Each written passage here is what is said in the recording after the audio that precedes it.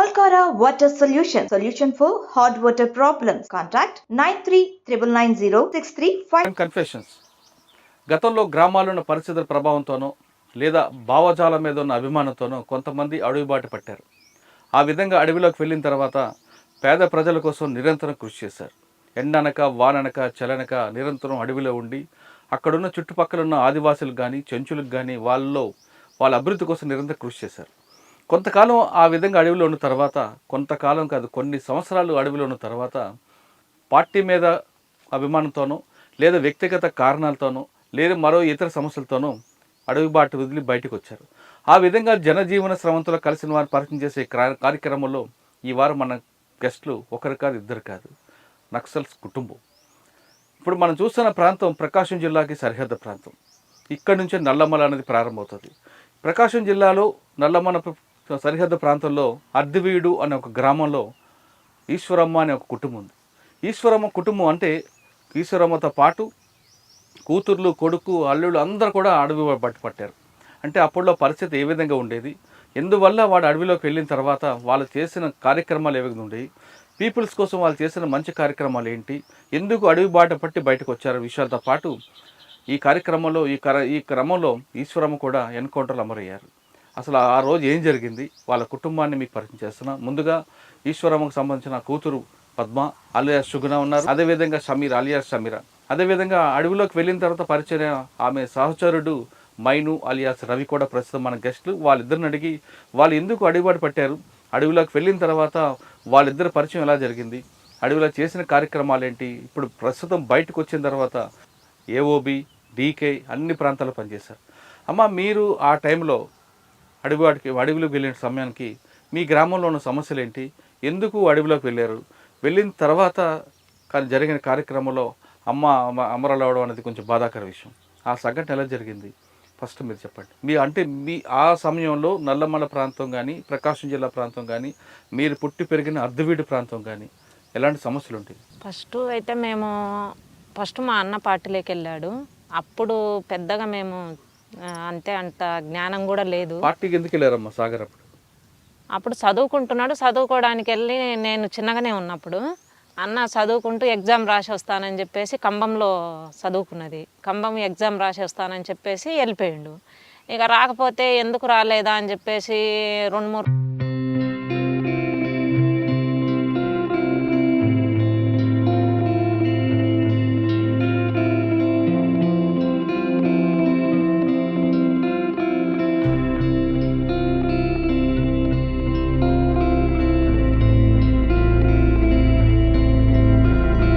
చేసి వాళ్ళు మత్తు మందు పెడతారు, అటు చేస్తారు ఇటు చేస్తారు, నక్సలైట్లలో తీసుకుపోతే ఎక్కడన్నా చూడండి రైల్వే స్టేషన్లల్లో. అంటే పార్టీ గురించి కూడా అప్పటికి పెద్దగా మాకేం తెలియదు.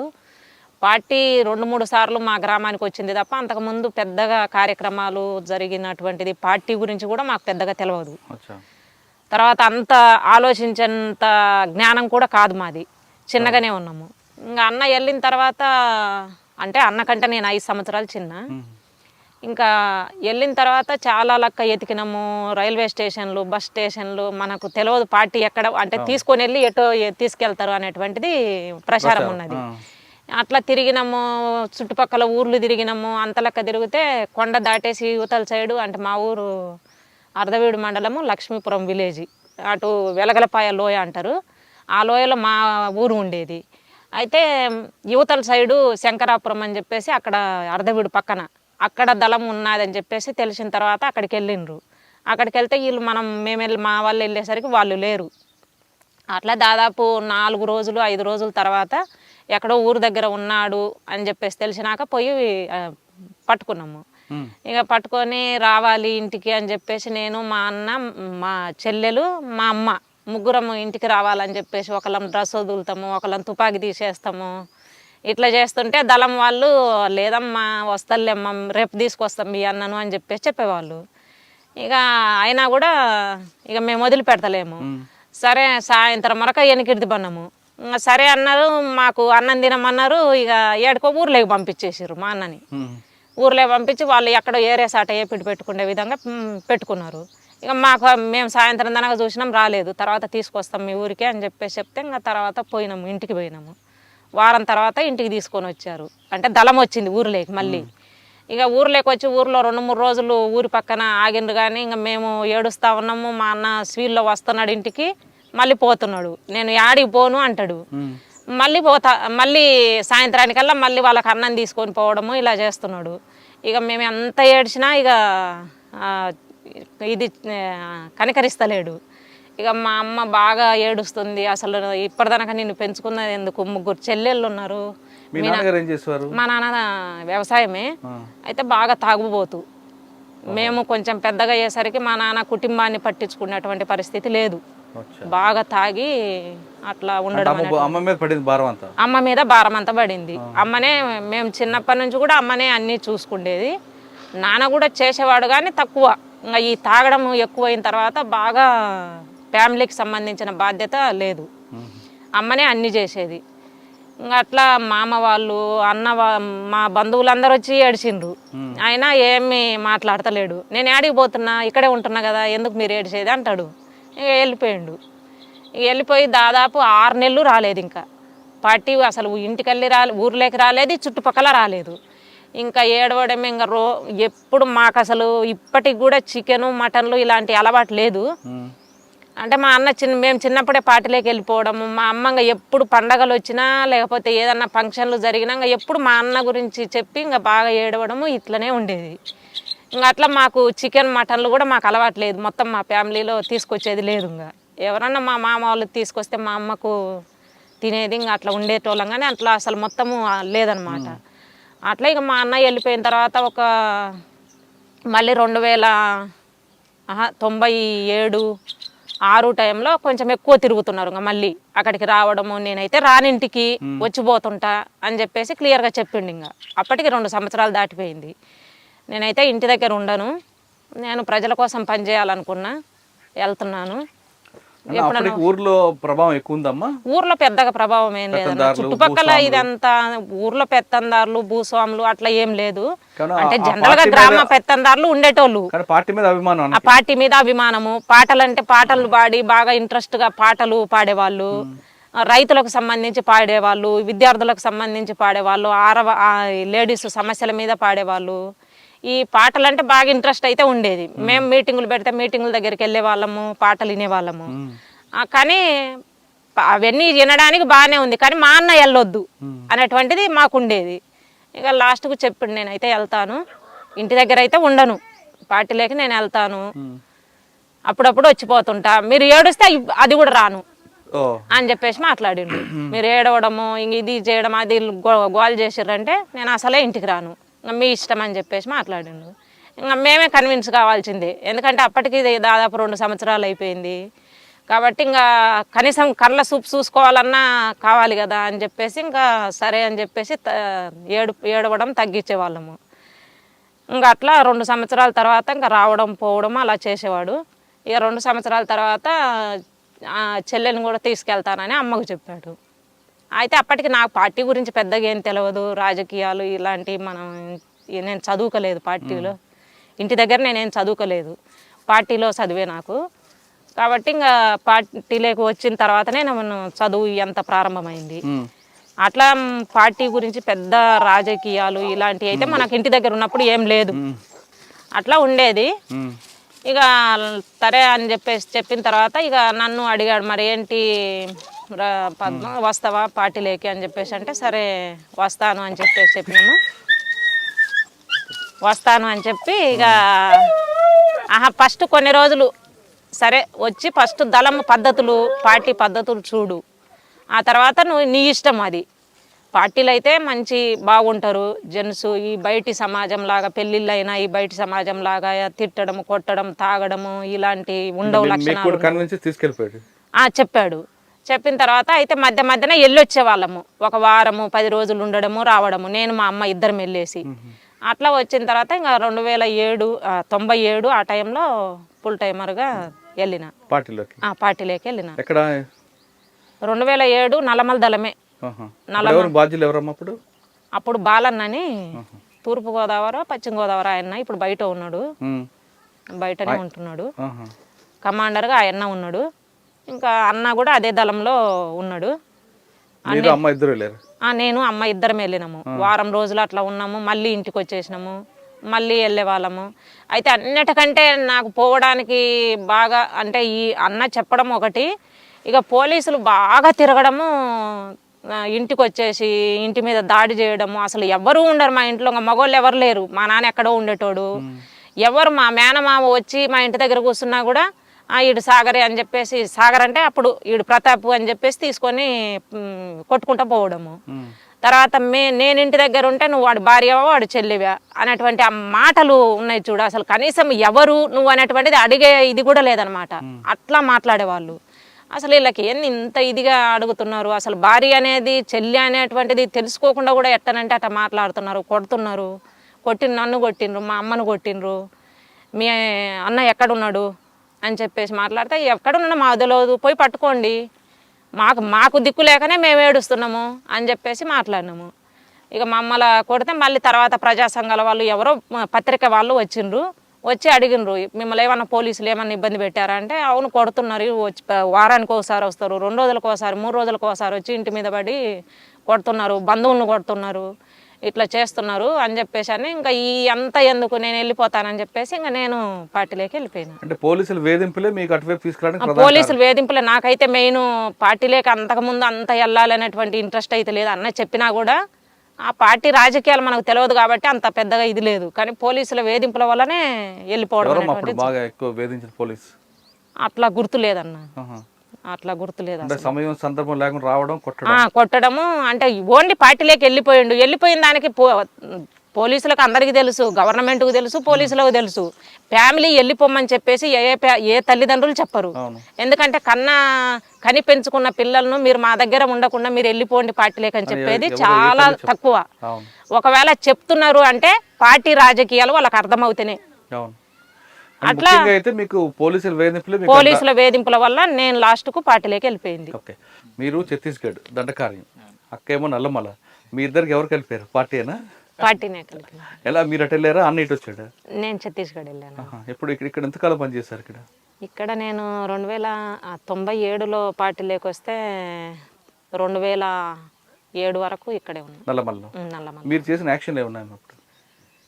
యాక్షన్లు అంటే కొన్ని సింగిల్ యాక్షన్స్ చేశాము. తర్వాత ఎర్రగొండపాలెం దాడి చేసినాము. ఎర్రగొండపాలెం స్టేషన్ మీద, పోలీస్ స్టేషన్ మీద దాడి చేసినాము. మీరు ఇంకా అప్పుడు అక్కడ సౌత్ తెలంగాణ ప్లాటూన్ ఒకటి ఉన్నది, ఇక్కడ నల్లమల ప్లాటూన్ ఒకటి ఉన్నది. ఈ 2 ప్లాటూన్లు లోకల్ దళం. నేను ఇక్కడ నల్లమల్లో కొన్ని రోజులు పనిచేసిన తర్వాత ఒక 5-6 నెలలు ఇక్కడ ఉన్న తర్వాత వెంటనే అక్కడ టీపీడీ దళం, టైగర్ ప్రాజెక్టు దళం అని చెప్పేసి ఈ దోర్నాల ఏరియా, దోర్నాల, పెద్ద అరవీడు, ఎర్రగొండపాలెం ఆ ఏరియా తిరిగేది. ఆ దళానికి నన్ను మార్చారు. సరే అని చెప్పేసి నేను అక్కడికి వెళ్ళిన. అక్కడ ఉన్న ఆ ఏరియాలోనే నేను ఉన్నది. మా లోకల్ దళం కూడా. ఎర్రగొండపాలెం పోలీసులు ఎందుకు టార్గెట్ చేశారు? తుపాకుల కోసమే. అంతేనా? వేరే ఏం లేదు, వెపన్స్ కోసమే. వెపన్స్ అదే 30 మంది సిఆర్పిఎఫ్ వాళ్ళు ఉంటారు, వాళ్ళ మీద దాడి చేసేసి తుపాకులు తెచ్చుకోవాలి, తుపాకులు ఇంకా తోటాలు తీసుకొచ్చుకోవాలి అనేటువంటిది చెప్పారనమాట. దాడి చేసిన తర్వాత మనది ఫస్టే కొంచెం పోవడమే ఎక్స్పోజ్ అయింది. దారిలో జరిగింది. ఎన్ని గంటలు చేశారు? తెల్లారిదనక జరిగింది, 3 గంటల వరకు జరిగింది. ఒక 12 గంటలకు రైడ్ స్టార్ట్ అవుతే 3 గంటల వరకు జరిగింది ఫైరింగ్. కానీ ముందుగా మేము పోకముందే పోలీసులు అదనపు బలగాలు వచ్చినాయి లోపలికి. ఇన్ఫర్మేషన్ లీక్ అయిందా వాళ్ళ జనరల్ దాంట్లో వచ్చిందా తెలియదు, కానీ అదనపు బ్యాచ్ 60 మంది అదనపు బ్యాచ్ వచ్చినారు. అట్లా రైడు ఫెయిల్ అయింది. ఇంకా తెల్లారేంత వరకు మా బ్యాచ్లో ఉన్నటువంటి వాళ్ళు ఒక గోడ ఎక్కేసి లోపలికి దిగాలి. ఆ గోడ ఎక్కి లోపలికి దిగిన తర్వాత మళ్ళీ ఇంకొక చిన్న గోడ ఎక్కి లోపలికి దిగితే స్టేషన్ లేకపోతారు. ఆ మెయిన్ గోడ ఎక్కేది లోపలికి దిగిన తర్వాత వాళ్ళు ఎటు రావడానికి లేకుండా అయిందనమాట. ఆడ గ్రైనేడ్ వేసి ఆ అన్నకు గాయాలైనాయి. అశోక్ అని చెప్పేసి ఆ అన్నకు బాగా గాయాలైనాయి, ఇంకొక అన్నకు కూడా గాయాలైనాయి. అట్లా 2 గాయపడ్డారు. ఇంకా తెల్లారంతా కనీసం ఫస్ట్ వాళ్ళనైతే బయటికి తీయాలి కదా అని చెప్పేసి ఫైర్ చేస్తూనే ఉన్నాం 3 గంటల వరకు. 3 గంటలకు అక్కడ నుండి బయటకు వచ్చినాము. తర్వాత శ్రీశైలం సుండిపెంట రైడు చేసినాము. అక్కడ నేను ఆంబుష్ టీంలో ఉన్నా. అంటే మళ్ళీ అదనపు బలగాలు రాకుండా పెడతారు కదా రోడ్ల మీద, అట్లా ఈ దోర్నాల రూటుకు ఆంబుష్లో ఉన్నా నేను.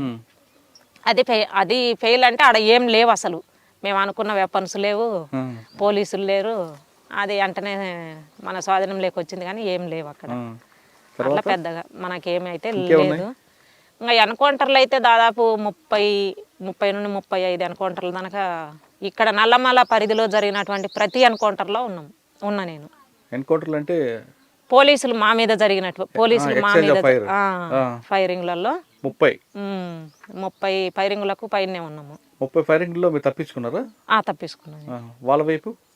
వాళ్ళ వైపు కూడా తప్పించుకున్నారు, పోలీసుల వైపు కూడా తప్పించుకున్నారు. అప్పుడు నల్లమల అనగానే మావోయిస్ట్ పార్టీ అంటే నక్సల్స్ కి ఒక పెట్టని కోటం అది. కర్నూలు నుంచి కానీ లేదా శ్రీశైలం నుంచి వైపు కానీ సున్నిపేట వైపు నుంచి కానీ మీరు చెప్తున్న ఎర్రగొండపాలెం వెళ్ళాలని దాటాలంటే మీ పరిమితి లేకుండా, మీ అనుమతి లేకుండా వచ్చేవాళ్ళు కదా, అంత పట్టుండేది. ఆ నల్లమలలో అంత పట్టు సాధించడానికి ప్రధాన కారణం ఏమనుకోవచ్చు? అంటే అక్కడ స్థానికుల సహకారమా, లేదు మీరు వాళ్ళని బెదిరించి? అయితే 1998-97 తర్వాత భూ పోరాటాలు స్టార్ట్ అయినాయి ఇక్కడ. నేను దళంలో ఉన్నప్పుడే అక్కడ ఎర్రగొండపాలెం ఇటు వైచర్లోపల్లె అంటే పెద్ద దోర్నాల మండలము, వైచర్లోపల్లెలో చెరువు పోరంబోకు భూమి, దేవుడు మాన్యం భూమి, ఇలాగ పెద్ద అక్కడ ఉన్నటువంటి రైతులకు అన్ని కులాల వాళ్ళకు, పేద వర్గంలో ఉన్నటువంటి అన్ని కులాల లిస్టు తీసి అట్లా అందరికీ పంచడం జరిగింది. తర్వాత ఆ భూములు పంచిన తర్వాత అక్కడ కొన్ని రోజులకు ఆ భూములు పంచే టైంలోనే ఆ ఎస్సీల అబ్బాయి ఊర్లోకి సైకిల్ వేసుకొని పోతే ఒక అతను రెడ్డి అతను ఈడు సైకిల్ వేసుకొని మన కండ్ల ముందు తిరుగుతాడా అని చెప్పేసి కొట్టిండ్రు, మాదిగొల్ల పిల్లోని కొట్టిండు. కొడుతున్నానే ఇక పార్టీ దగ్గరికి వచ్చిండు, మేము దళం పక్కనే ఉన్నాం అప్పుడు. వెంటనే పార్టీ దగ్గరికి వచ్చిండు, ఇట్లా నన్ను కొట్టినారు అంటే, ఎందుకు కొట్టినారు, ఏమన్నా కొంచెం ఓవర్ చేసే పిల్లోడు కూడా అబ్బాయి, ఏమన్నా అట్లా చేసినావా అని చెప్పేసి అంటే, లేదు నేను ఏవో కొనుక్కోడానికి కొట్టు దగ్గరికి వెళ్ళేసి సైకిల్ మీద వస్తుంటే ఈడు మన కండ్ల ముందు సైకిల్ మీద తిరుగుతాడా అని చెప్పేసి కొట్టినారు అని చెప్పేసి అన్నాడు. ఇక వెంటనే సాయంత్రము ఊరి వాళ్ళందరినీ పిలిచి మాట్లాడినాం, అంటే పాలెం వాళ్ళందరినీ పిలిచి మాట్లాడినాము. అవునన్నా ఇట్లా ప్రతిసారి ఇట్లనే ఉంటుంది, కానీ మేము ఇంకా పోకుండా మామూలుగా పోతాము, ఇప్పుడు ఉన్నటువంటి కుర్ర పిల్లలు అట్లా ఉండలేరు కదా, పోతున్నారు కదా సైకిళ్ళ మీద, మరి మా సైకిళ్ళ మీద మేము పోతే వాళ్ళకేంటిది, ఇది మాట్లాడాల్సిందే ఊర్లో అని చెప్పేసి మాట్లాడిర్రు. సరే అని చెప్పేసి ఒక వారం తర్వాత మళ్ళీ ఊర్లోకి వెళ్ళేసి ఊర్లో మీటింగ్ పెట్టినాము. మరి ఇట్లా కొట్టడం ఎట్లా సరైనటువంటిది అని చెప్పేసి అతన్ని పిలిచి మాట్లాడదామని చెప్పేసి అతని ఇంటి దగ్గరికి వెళ్ళినాము. సంగిరెడ్డి అతను ఇంటి దగ్గరికి వెళ్తే దొరకలేదు, బాత్రూమ్ని అక్కడ దాచి పెట్టుకున్నాడు, మళ్ళీ తర్వాత ఉన్నాడంట. ఇక అప్పుడు దొరకలేదు, ఊర్లో చెప్పేసి పోయినాము. ఏ కులం వాళ్ళదే ఆ కులం ఉంటుంది, కానీ ఇట్లా కొట్టడం అనేటువంటిది సరైంది కాదు, సరే పిలిచి మాట్లాడదామని వస్తే అతన్ని లేడు కదా అని చెప్పేసి వెళ్ళిపోయినాము. వెళ్ళిపోయిన తర్వాత ఇక మళ్ళీ కొన్ని రోజులకల్లా ఇంకా చిన్న దానికల్లా ఇక పాలెం వాళ్ళకు గొడవలు జరుగుతూనే ఉంది. వీళ్ళకి కూడా మన సపోర్ట్ ఉంటుంది, ఇక వాళ్ళకు కొంచెం ఊర్లోకి వచ్చి మా మీద ఇట్లా చెప్పిపోయిన అనేటువంటిది వాళ్ళకి అవుతుంది. ఇట్లా చిన్నగా పెద్దగా అయింది ఇది. తర్వాత పాలెము తగలబెట్టేసిర్రు. పాలెం తగలబెట్టలేదు, మేము అతను ఇట్లా చేసిండు కదా, ఇట్లా చేసి మనకు కనీసం సమాధానం కూడా చెప్తలేడు, దొరుకుతలేడు. తర్వాత ఊర్లో కొంత పెత్తందారి కూడా అతను, అందుకు అతను చంపాలి అని ఫస్ట్ చెప్పడం కోసం వెళ్ళినాము, హెచ్చరించడం కోసం వెళ్ళినా దొరకలేదు. ఇక ఇట్లా చేస్తున్నాడంటే ఇతను చంపాలి అనేటువంటిది పార్టీ నిర్ణయం చేసింది. అప్పుడు అతను చంపడం కోసం ఇంటి దగ్గరికి వెళ్తే దొరకలేదు అతను. మళ్ళీ అతను దోర్నాల వెళ్ళేసి ఇంటికి వెళ్ళే టైంలో వచ్చే టైంలో బస్సులో పట్టుకొని చంపేసినాము. చంపిన వెంటనే అక్కడ అతన్ని చంపడము, ఊర్లో వాళ్ళు పోయేసి పాలెం మీద మొత్తము తగలబెట్టేసేసారు. ఆ తగలబెట్టినటువంటి దాంట్లో కొంతమంది గాయాలైనరు, ఇళ్ళల్లో ముసిలోళ్ళు లాంటి వాళ్ళు, కొంచెం మంది పిల్లోళ్ళ లాంటి వాళ్ళు, ఇలాంటి వాళ్ళు కొంతమంది గాయాలైనరు. ఒక అతనేమో చనిపోయినట్టుంది, అట్లా అంత గుర్తులేదు. అట్లా అయింది. ఇంకా మొత్తము పాలెం మీద దాడి చేసిర్రు, ఇక మొత్తము తగలబెట్టేసిర్రు. ఇక వాళ్ళందరికీ గవర్నమెంటే ఊర్లోకి వచ్చేసి ఏదో శిబిరం ఏర్పాటు చేసింది దోర్నాల టౌన్లో ఉన్న తర్వాత ఇక వాళ్ళకి ఇప్పుడు బిల్డింగులు అవన్నీ వచ్చినాయి, ఇప్పుడు ఉన్నారు. అట్లా ఆ ఊర్లో జరిగింది భూ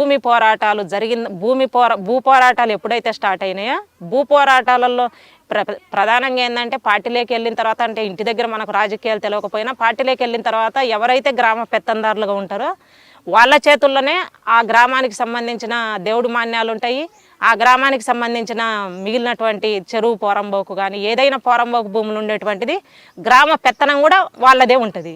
ఊరికి ఒకళ్ళైన ఉంటారు. మామూలు ఇప్పుడు చెంచుగూడాలు ఉన్నాయన్నా కూడా చెంచుగూడాలలో కూడా ఒకళ్ళు ఉంటారు మెయింటైన్ చేసేట్టు. అదే అంటే ఇక్కడనేమో దోపిడీ రూపంగా కనిపించింది, చెంచుగూడాలలో దోపిడీ చేయడానికి లేదు కదా.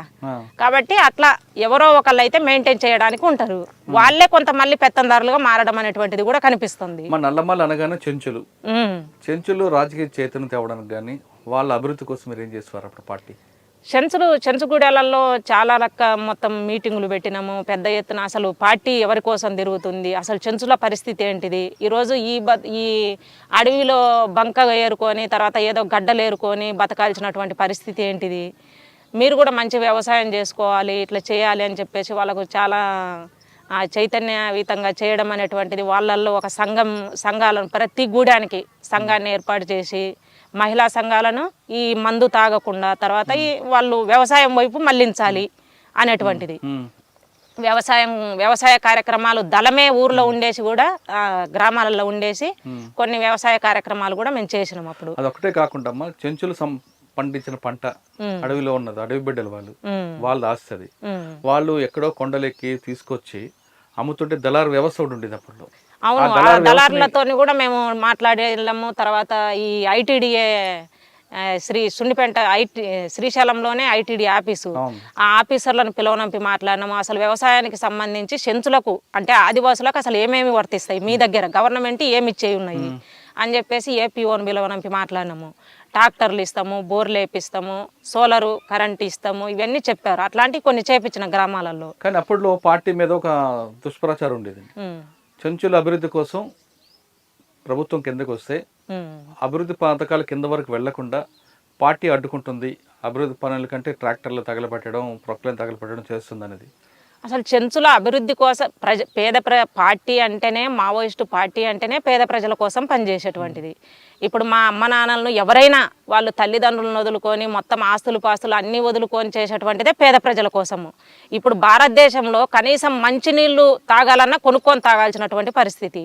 ఇలాంటి టైంలో ఒక ప్రాణాన్ని తెగించి కుటుంబాన్ని లేకుండా, కుటుంబం అనేటువంటిది ఒక సొంత ఆస్తి అనేటువంటిది లేకుండా, సొంత రక్త సంబంధం లేకుండా ఒక వర్గం కోసము, పేద వర్గం కోసం పనిచేసేటువంటిది ఓన్లీ మావోయిస్టు పార్టీ. నేను ఈరోజు బయటకు వచ్చినానని నా వ్యక్తిగత కారణాలు కావచ్చు, లేకపోతే అవి ఏవైనా కావచ్చు, కానీ ఈరోజు ఒక ప్రాణాన్ని తెగించి పనిచేసేటువంటిది మావోయిస్టు పార్టీ.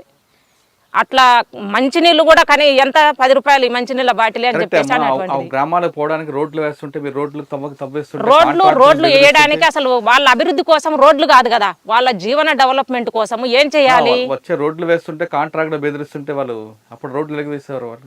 అదే అన్న, ఈరోజు రోడ్లు డెవలప్మెంట్ కాదు. రోడ్లు వేస్తేనో డెవలప్మెంటో, టీవీలు తీసుకొచ్చి డెవలప్మెంటో, కరెంట్ వేస్తేనో డెవలప్మెంట్ కాదు వాళ్ళకి. ఓన్లీ ఇవి ఒక సౌకర్యం ఇది. కానీ నువ్వు మొత్తం అసలు వాళ్ళ జీవన విధానాన్ని మార్చాలి. వాళ్ళ జీవన విధానం, వాళ్ళ తినడానికి పొలాలు ఇచ్చేసి వాళ్ళకు వ్యవసాయం నేర్పించండి. తర్వాత వాళ్ళు ఏరుకున్నటువంటి బంకకు, వాళ్ళు ఏరుకున్నటువంటి కొండ వాటి దుంపలకు రేట్లు పెంచేసి ఆ రేట్ల ప్రకారం గవర్నమెంట్ తీసుకోండి. వ్యవస్థ వాళ్ళు వస్తే వీళ్ళు ఇంత కష్టపడి సాయంత్రం దాకా తీసుకొచ్చి కష్టపడి వస్తే వాళ్ళ దగ్గర తీసుకునేది 8 రూపాయలకు 9 రూపాయలకు పాలగడ్డలు. నిజంగా ఈ రోజు నేను బయటకు వచ్చేంత వరకు కూడా ఇంత రేటు ఉన్నాయి పాలగడ్డలు అనేటువంటిది నాకు తెలియదు. వాళ్ళ దగ్గర అప్పుడు 7 రూపాయలకి 8 రూపాయలకు కొనేటోళ్ళు, ఆ 7 రూపాయలకి 8 రూపాయలకే వాళ్ళు అమ్ముకునేటోళ్ళు. వాళ్ళ జీవితం అది. వాళ్ళది ఈ డెవలప్మెంట్, వాళ్ళ జీవన విధానాన్ని డెవలప్మెంట్ చేయాలి తప్ప రోడ్డు వేయడం వల్ల వాళ్ళ డెవలప్మెంట్ కాదు, కరెంటు తీసుకురావడం వల్ల వాళ్ళ డెవలప్మెంట్ కాదు. వీటివి ఎందుకు? పార్టీని ఇక్కడ నిర్మూలించడం కోసం ఈ పనులు చేస్తున్నది గవర్నమెంట్. అంటే అప్పుడులో మీరు ఒక పక్క చేసేవారు, అన్న ఒక పైపు ఉండేవారు, అమ్మ ఎట్లుండేవారు అప్పుడు? నేను పార్టీలోకి వెళ్ళిన తర్వాత, అన్న పార్టీలోకి వెళ్ళిన తర్వాత మళ్ళీ చెల్లెళ్ళకు పెద్దగా తెలవకపోయినా అమ్మనే పంపించింది పార్టీలోకి అయితే చెల్లెళ్ళను. ఎందుకంటే ఈరోజు బయట పెళ్లి చేసుకున్నటువంటి వాళ్ళని చూస్తున్నాము, వాళ్ళు చాలా ఇబ్బంది పడి మా కళ్ళ ముందే కొంతమంది మళ్ళీ భర్తల చేత కొట్టించుకొని రకరకాలుగా బయటకు వచ్చి ఇబ్బంది పడుతున్నటువంటి వాళ్ళని చూస్తున్నాము. కాబట్టి పార్టీలో మంచి ప్రభావం ఉన్నటువంటిది, పార్టీ మనుషులు బాగానే ఉన్నారు, అలాంటి ఆలోచనలు వేరే రకమైనటువంటి ఆలోచనలు లేవు. ఎందుకంటే అమ్మ కూడా పార్టీ దగ్గరికి వచ్చిపోతుంది. ఇక్కడ ఉన్నటువంటి ఇళ్ళ అసలు ఏమీ లేకుండా సొంత ఆస్తి కోసం కాకుండా ప్రజల కోసం పనిచేసేటువంటి వాళ్ళకి మీరు వెళ్ళాలి అనేటువంటిది అప్పుడు అమ్మనే రెండో చెల్లెల్ని పంపించింది. మీరు ఎంతకాలం ఉన్నారు నల్లమల్లో? 10 సంవత్సరాలు. తర్వాత 10 సంవత్సరాల తర్వాత 2007లో ఛత్తీస్గఢ్ వెళ్ళిన. అన్నయ్య కూడా పరిచయం మీకు? 2007 అసలు ఇక్కడ నుండి పార్టీ రిట్రీట్ కావడం కోసం అంటే ఇక్కడ ఒకసారి మనం వెనక్కి వద్దాం. మిగతా తెలంగాణలో ఛత్తీస్గఢ్లో పార్టీ ఎంత బలం ఉంది ఏఓబిలో, ప్రకాశం జిల్లాలో పార్టీ రావడమే మంచి కార్యక్రమాలు చేసింది మీరు చెప్తున్నట్లుగా. కానీ ఎక్కువగా నిలబడిపడింది, ఎందుకు నిలబడలేదు ఇక్కడ? అంటే త్వరగా వెనక్కి వెళ్ళిపోయింది పార్టీ. ఇక్కడ పెద్ద ఎత్తున అంతకు ముందు నుంచి పాతగా ఉండి ఇక్కడ పరిచయాలు అట్లా పెద్దగా లేదు. పార్టీ వచ్చి ఉన్నటువంటిది కొన్ని రోజులే. ఆ కొన్ని రోజులు అంటే మనం ఉన్నటువంటిది ప్రజలలోకి వెళ్ళేసి ప్రజా నిర్మాణాలు చేయడం అనేటువంటిది, ప్రజా సంబంధాలు మెయిన్. ఇక్కడ ఏది చేయాలన్నా పార్టీ నిలబడాలన్నా పార్టీ దెబ్బతినడం కోసమైనా పార్టీ ప్రజలకు సహకరిస్తేనే పార్టీ నిలబడుతుంది. కాబట్టి లాస్ట్కు నిర్బంధం పెరిగిన తర్వాత ఎక్కడ వాళ్ళను అక్కడ అన్నం పెట్టిన వాళ్ళను కొట్టడమే నిర్బంధము 2003 నుంచి స్టార్ట్ అవుంది. 2003కు పెద్దగా అంతకుముందు పెద్ద ఏ పోరాటం చేసినా ఏదో వచ్చేవాళ్ళు వెళ్ళిపోయేవాళ్ళు, కానీ పోలీసులు కూడా ఆ గ్రామాలలో ఉన్నటువంటి పెత్తందారులే బయటికి వెళ్ళిపోయేవాళ్ళు, కానీ ఊర్లో వదిలిపెట్టేసి కొంచెం టౌన్ ప్రాంతాలలోకి వెళ్ళిపోయి బతికేవాళ్ళు తప్ప. ఇక 2003 నుంచి 4 ఆ టైంలో చంద్రబాబు సీఎంగా ఉండి తర్వాత ఎలక్షన్లు జరిగేటువంటి టైంలో ఖచ్చితంగా గవర్నమెంట్ కూడా అంటే అప్పుడు జరిగినటువంటి క్రూరమైనటువంటి కొంతమంది మా పార్టీ వాళ్ళని పట్టుకొని చంపేయడం అనేటువంటిది, క్రూరంగా ఇంటికాడ ఉన్నటువంటి వాళ్ళని ఫ్యామిలీలను తీసుకెళ్ళి చంపేయడం అనేటువంటిది. దీనివల్ల ఏంటంటే గవర్నమెంట్కు యాంటీగా కూడా అప్పుడు కొంతమందిని ఊర్లో ఉన్నటువంటి ఆ పార్టీ కార్యకర్తలు అనేటువంటి వాళ్ళని కూడా కొంతమందిని చంపడం అనేటువంటిది జరిగింది. అంటే ఈ పార్టీని లేకుండా చేయాలి అనేటువంటిది అప్పుడు పార్టీ తీసుకున్నటువంటి కార్యక్రమం. కాబట్టి ఆ టైంలో కొంతమంది జనరల్గా ఒక అతను మనం చంపినామంటే వాళ్ళ బంధువులు ఎక్కడెక్కడ ఉంటారో వాళ్ళందరూ మనకు దూరం అవుతారు. అయితే అది చేయడం అనేటువంటిది తప్పు అనేటువంటిది పార్టీ సమీక్షించింది.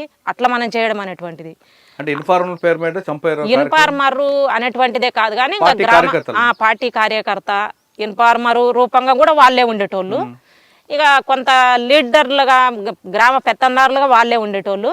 అయితే అట్లా లేకుండా కూడా ఉన్నటువంటి వాళ్ళని కూడా కొంతమందిని కొన్ని చర్యలు చేయడం వల్ల ప్రజలు దూరం కావడం అనేటువంటిది జరుగుతున్నది. అంటే పార్టీ అప్పుడు చేసిన కొన్ని కార్యక్రమాలు తప్పుడు సంకేతాలు, అది పార్టీ నిర్ణయం తీసుకున్నది, అది కరెక్ట్ మనం చేయలేదు.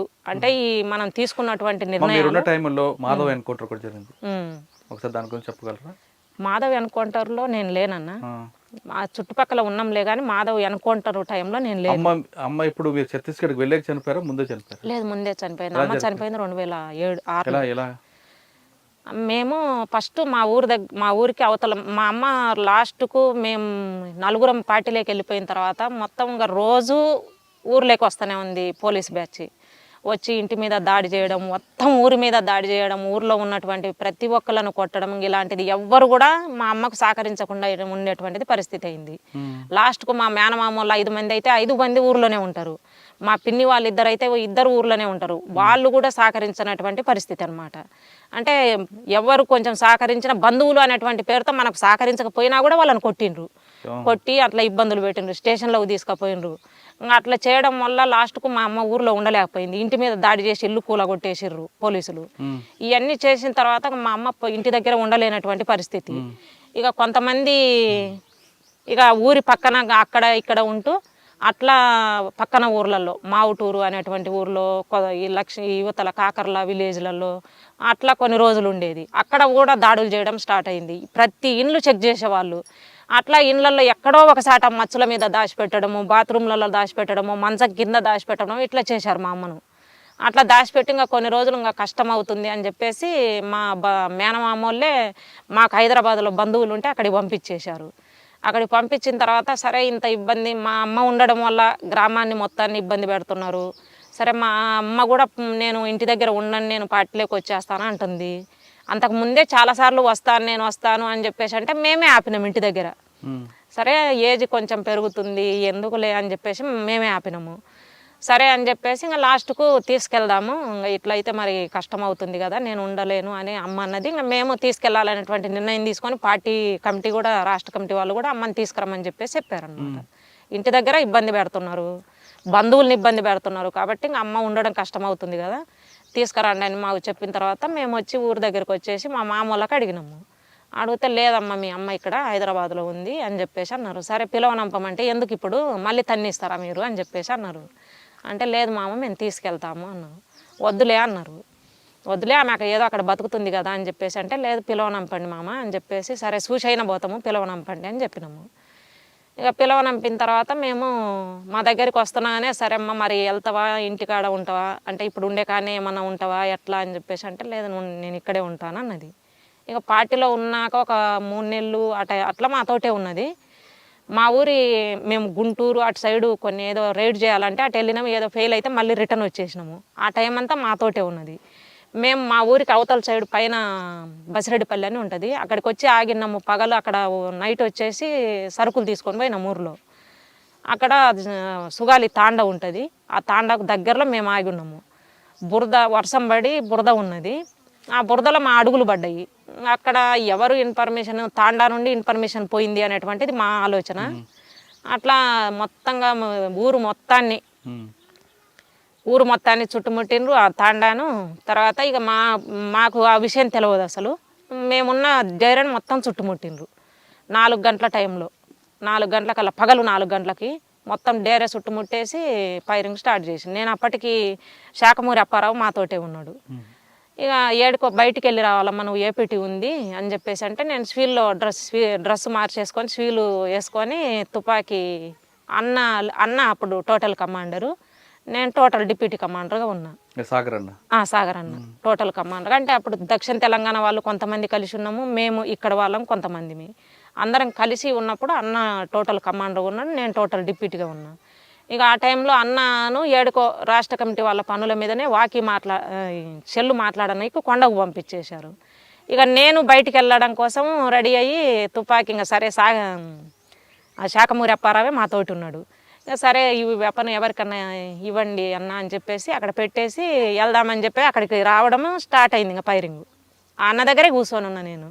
ఇక ఫైరింగ్ స్టార్ట్ అయింది. స్టార్ట్ కావడమే అదే హెడ్ క్వార్టర్ మీదనే స్టార్ట్ అయింది ఫైరింగ్. ఒక సెక్షన్ ఉన్నది కానీ సెక్షన్కు మధ్యలో నుండి హెడ్ క్వార్టర్ మీదనే ఫైరింగ్ స్టార్ట్ అయింది. ఇక తర్వాత ఫస్ట్ సెంట్రీలో ఉన్నది మా చిన్న చెల్లెలు, సెంట్రీలో ఉన్నది మైన్ వేలు చేసింది. సెంట్రీలో ఉన్న మిగిలిన ఇద్దరు పరిగెత్తేసి డైరెక్ట్ వేలు వచ్చేస్తే మా చెల్లెలు అక్కడే ఉండేసి మైన్ వేల్చింది, ఫైరింగ్ చేసుకుంటే వెనకకు వచ్చేసింది. ఇక చెల్ల నువ్వు ఫస్ట్ డ్రెస్ మార్చుకొని నీ వెపన్ నువ్వు తీసుకో అని చెప్పేసి అంటున్నాను. నేను వెపన్ మార్చేసుకొని ఇంకా డ్రెస్ మార్చుకొని వెపన్ తీసుకున్నా. ఇక ఫైరింగ్లో మరి అన్న లేడు కదా, నువ్వే అటు మరి చుట్టుముట్టిండ్రు. మనకు మొత్తం బ్యాచ్ చాలా అంటే వాళ్ళు పేపర్లో మరుసటి రోజు వేసింది 1200 మంది మేము వచ్చినాం అనేటువంటిది వాళ్ళు వేసింది. అట్లా మొత్తం డేర చుట్టుముట్టిండ్రు. ఎటో ఒక సైడు మీరు మైన్ను పేల్చడము, ఈ లాబింగ్ మైన్లు కొన్ని పెట్టుకున్నాం టిఫిన్లతో, ఆ మైన్లు పేల్చేసి మీరు ఎటో ఒక సైడు మనం వెళ్ళిపోవాలి అని చెప్పేసి అంటున్నానే. ఇక చుట్టూ ఫైరింగ్ మా వాళ్ళు కూడా మొత్తం కవర్లలోకి వెళ్ళిండ్రు. ఫైరింగ్ స్టార్ట్ అయింది. దాదాపు గంట టైము ఫైరింగ్ స్టార్ట్ జరిగింది. తర్వాత ఇక ఒక సైడు కొంచెము ఫైరింగ్ మేము గ్రైనేడ్ చేయడము ఆ టీము కమాండర్గా నేనే ఉన్నా. ఇక ఫైరింగ్ గ్రైనేడ్ చేయడము, ఫైరింగ్ చేసుకుంటూ ఈ లాబిన్ మైన్లు యూజ్ చేస్తూ అట్లా ముందుకు వెళ్ళిపోయినాము. ఇంకా మా అమ్మకు ఫస్టే గాయమైంది. మా అమ్మ ఈ హెడ్ క్వార్టర్లోనే ఉన్నది. ఆమె కొత్త అబ్బాయి వచ్చింటే అబ్బాయికి తుపాకీ ఇచ్చినాము. ఆ తుపాకీ పట్టుకురావడం కోసం మా అమ్మ వెళ్ళింది. వెళ్తున్నానే మా అమ్మకు ఇక్కడ పడింది తూట. ఇక్కడ పడేసి ఇక్కడికి వచ్చేసింది, ఇక్కడ బయటకు వచ్చేసింది. వచ్చి నేను డ్రెస్ మార్చుకోవడానికి వెళ్తుంటే నాకు వచ్చి చెప్పింది, పద్మ ఇట్లా నాకు తూట తగిలింది అని చెప్పేసి. అంటే సరే మనం అమ్మ కోసం ఆలోచిస్తే ఇక్కడ కుదరదు కదా, బాధ్యత మనది, మన మీద ఉన్నది. అమ్మ కంటే ముఖ్యంగా నాయకత్వం ఉంది ఇక్కడ, నాయకత్వాన్ని కాపాడాలి అనేటువంటి దాంతో మేము ముందుకు వెళ్ళిపోయిన తర్వాత ఇక మరుసటి రోజు తెల్లారేంత వరకు కూడా మేము ముందు వెళ్తూనే ఉన్నాం. తెల్లారుజామున ఇంకా ఒక కొండ మీదకి ఎక్కేసి అక్కడ డేరేసి ఇంకా అక్కడ రోల్ కాల్ చేసి మమ్మల్ని కొంచెం ముందే ఉండమన్నారు, ముందే ఉన్నాము. తెల్లారిన తర్వాత అప్పుడు మేము మా అమ్మను మోసుకొని వస్తున్నారు. ఆ విషయం మోసుకొచ్చేంత సీరియస్ అయింది అనేటువంటిది కూడా మాకు తెల్లారిన కూడా తెలియదు. అయితే మా అమ్మను అప్పుడు సత్యము అని ఒక ఎడ్జెడ్సీ నెంబరు ఇక్కడ సెక్రటరీగా ఉన్నాడు, ఆ అన్న ఉన్నాడు. ఇంకా వాళ్ళందరూ కలిసి మోసుకొని వచ్చిండ్రు. ఇక మోసుకొని వచ్చిన తర్వాత తెల్లారి మళ్ళీ ఏంటి మా ఎట్లా ఉంది అని చెప్పేసి రోల్ కాల్ అయిపోయిన తర్వాత వెళ్తే మాట్లాడతలేదు అసలు. ఏమ్మా అని చెప్పేసి అంటే, కనీసం అసలు దెబ్బ తాకింది అంటే కనిపెంచి ఇన్ని సంవత్సరాలు నిన్ను సాకి అని బాగా ఏడ్చింది. ఏడిస్తే మళ్ళీ అప్పారావు అన్న మాట్లాడిండు, రవి ఇక్కడ పేరు అన్న పేరు మాట్లాడిండమ్మా, వర్గ సంబంధము అంటే ఇదేనమ్మా, అంటే నీకు గాయమైనా కూడా ఒకవైపు కన్న తల్లి పెంచిన తల్లి గాయమైనదన్నా కూడా కూతుర్లు నిన్ను ఒక్కదాన్ని కాదు మొత్తం క్యాంప్ మనం ఇక్కడ ఉన్నటువంటి క్యాడర్ను కాపాడాలి అనేటువంటి దాంట్లో భాగంగా పట్టించుకోలేదు తప్ప నిన్నేదో పట్టించుకోవద్దు అనేటువంటిది కాదు కదా అని చెప్పేసి మాట్లాడిన తర్వాత ఇక బాగా రవి అన్న కూడా అప్పుడు ఏంటంటే అందరినీ పిలిచి రోల్ కాల్ చేసి ఇట్లా వర్గ సంబంధం కన్నా కూడా అంటే రక్త సంబంధం కన్నా కూడా వర్గ సంబంధం అంటే ఇలా ఉంటుంది అనేటువంటిది అందరినీ పిలిచి రోల్ కాల్ చేసి మాట్లాడించి అప్పుడు చేతులు కలిపించాను అనమాట. అప్పుడు బాగా సంతోషపడింది. అంటే నా బిడ్డలు నా కోసమనే ఒక్కరి కోసమే కాదు ప్రజల కోసం పనిచేయాలి అంటే ఇలా ఉండిద్ది అనేటువంటిది ఇంక అప్పుడు అర్థం చేసుకొని బాగానే ఉన్నది. ఇక ఆ రోజు నైట్కే అన్నకు తెలిసినటువంటి కొంతమంది డాక్టర్లు ఈ కర్నూలు అటు తెలిసినటువంటి డాక్టర్లు ఉంటే వాళ్ళను పిలవనంపేసి అన్న అప్పుడు నైట్కే అమ్మను పంపించేసినాం బయటికి ట్రీట్మెంట్ కోసము. అమ్మ 6 నెలలు అక్కడే ఉన్నది. 6 నెలలు ఎక్కడో తెలిసిన వాళ్ళ దగ్గరే ఉంటూ ట్రీట్మెంట్ తీసుకొని కొంచెం నడవగలిగిన స్థితి వచ్చింది. అప్పుడు ఫోన్ చేపిస్తుంది మనకి, నేను ఉండలేను ఇక్కడ, నేను వస్తాను, నేను కనీసం ఒక్కసారన్నా చూసి వస్తాను అని చెప్పేసి మాట్లాడింది. ఇక మాకు ఫోన్ చేపించి మాట్లాడింది, మరి ఏంటమ్మా నేను వచ్చి ఒకసారి చూసి వస్తాను అని చెప్పేసి అంటే, సరే నువ్వు ఎట్లుంది నడవగలిగే పరిస్థితి ఉందా లేదా అంటే, సరే నేను నడుస్తాను అని చెప్పేసి అన్నది. అని ఇంకా అన్న అప్పారావే అన్ననే ఏపీటీ పెట్టుకొని ఉన్నాడు. ఇంకా ఏపీటీకి మా అమ్మ రావాలి, తర్వాత శ్రీధర్ అని నెల్లూరు జిల్లా అనేమో అన్నది, ఆయన డీవీసీ నెంబర్ ఇక్కడ, ఆయన రావాలి, తర్వాత ఇంకొక అన్న బయట నుండి ఇంకొక అన్న కూడా రావాలి. వీళ్ళ ముగ్గురు వచ్చి బద్వేల్లో కలవాలి. బద్వేల్లో కలిసేసి వాళ్ళ ముగ్గురు కలిసి ఇక్కడ ఊర్లో నల్లమల అడవి అంచులలో ఉన్నటువంటి ఆ ఊర్లలోకి రావాలి. ఆ ఊర్లోకి వెళ్ళి తీసుకురమ్మని చెప్పేసి మా దళం దగ్గర ఉన్నటువంటి ఒక అబ్బాయిని సుధాకర్ అని చెప్పేసి పంపించినాము. ఆ అబ్బాయి కూడా ఏసీ నెంబరు వడ్లరామాపురం అబ్బాయిది సుధాకరు. ఆ అబ్బాయిని పంపించినాము. వెళ్ళేటప్పుడే గ్రేహౌండ్స్ బ్యాచ్ పట్టుకున్నారు. అప్పుడు బద్వేల్కి గ్రేహౌండ్స్ వచ్చారా? లేదన్నా, బద్వేల్లో వీళ్ళ ముగ్గురు కలిసిండ్రు. బద్వేల్లోనే వీళ్ళని పట్టుకున్నారు. వీళ్ళని పట్టుకోవడము బద్వేల్లో పట్టుకోలేదులే. ఈ అబ్బాయి బద్వేలుకి వెళ్ళాలేమో ఏపీటీ అంత నిర్దిష్టంగా నాకు తెలియదు. అన్నకి అప్పారావు వీళ్ళిద్దరు పెట్టుకొని ఉన్నారు. వాళ్ళు మా దగ్గర నుండి వెళ్ళినటువంటి సుధాకర్ను గ్రేహౌండ్స్ బ్యాచ్ పట్టుకున్నారు. గ్రామం దగ్గరలోకి వెళ్తున్న టైంలోనే పట్టుకున్నారు. ఇతన్ని పట్టుకొని కొట్టేసరికి ఇతను చెప్పిండు ఎవరెవరి కోసం నేను వెళ్ళేది అనేటువంటిది చెప్పిండు. చెప్తున్నానే ఇక మొత్తం లోపల పెద్ద ఎత్తున బ్యాచీలు దిగినాయి మేమున్నటువంటి ఏరియాలో. తర్వాత ఈ సెల్లు మాట్లాడినాము, ఇంకా సెల్లు ప్రభావము, తర్వాత దొరికిండు ఆల్రెడీ అబ్బాయి. అప్పటికి మొత్తంగా ఈ నల్లమల డివిజన్లో ఉన్నటువంటి బ్యాచ్ మొత్తం అందరం కలిసి ఒకే దళంగా తిరిగేవాళ్ళము నిర్బంధం పెరిగిన తర్వాత. అట్లా ఇక ఈ బ్యాచ్ అంతా ఇక్కడే ఉంది అనేటువంటి దాంతో పెద్ద ఎత్తున బ్యాచ్లు దిగినాయి గిద్దలూరు ఏరియాలో. ఇక అడవిలోకి కూడా ఎక్కడ చూసినా బ్యాచ్లే మరుసటి రోజు కల్లా. అట్లా ఇక మరుసటి రోజు అమ్మను పట్టుకున్నారు అనేటువంటిది మేము, సరే ఈ అబ్బాయి రాలేదు, ఏపీటీ కోసం వెళ్ళిండు, మరి ఈ అబ్బాయి సాయంత్రానికల్లా రాలేదు, సరే అసలు అమ్మ వాళ్ళకు ఫోన్ చేసి తెలుసుకుందాము, అమ్మ వాళ్ళకు ఫోన్ చేయనీకి వెళ్ళిరా అని చెప్పేసి అప్పారావు అన్న మా చెల్లికి చెప్పి, చెల్లి అప్పుడు గాడ్డు అప్పారావు అన్న గాడ్డు మా చెల్లెలు. ఇంకా చెల్లిని ఇంకొక అబ్బాయిని పంపిస్తే చెల్లి మాట్లాడితే అయితే వాళ్ళు కోడ్ పెట్టుకొని ఉన్నారు, అమ్మతోటి కోడ్ పెట్టుకున్నారు. నువ్వు ఒకవేళ పోలీసులకు దొరికినావు అనుకో ఏం మాట్లాడాలి అంటే, నేను అన్నోళ్ళ దగ్గర ఉన్నాను అని మాట్లాడు, మాకు అర్థమవుతుంది అంటే నువ్వు వేరేది మాట్లాడడానికి ఇంకా వీలు లేదు కదా, ఆ మాట చెప్తే మాకు అర్థమవుతుంది అని చెప్పేసి చెప్పిండంట. ఆమె మాట ఫోన్ ఎత్తుతున్నాగానే ఆ మాటే చెప్పింది. కానీ మేమేమనుకున్నాం, మాకు తెలియదు కదా, ఆ కోడ్ మాకు చెప్పలేదు కదా. సరే చెల్లెలు వచ్చేసి అమ్మ బాగానే ఉందంట అంటే అన్న మాట అమ్మ చెల్లెలు చెప్పలేదు. బాగానే ఉందంట, బాగానే ఉన్నాము, తర్వాత వస్తానులే అని చెప్పేసి అన్నది, పెట్టేసినది అని చెప్పేసి అన్నాడు.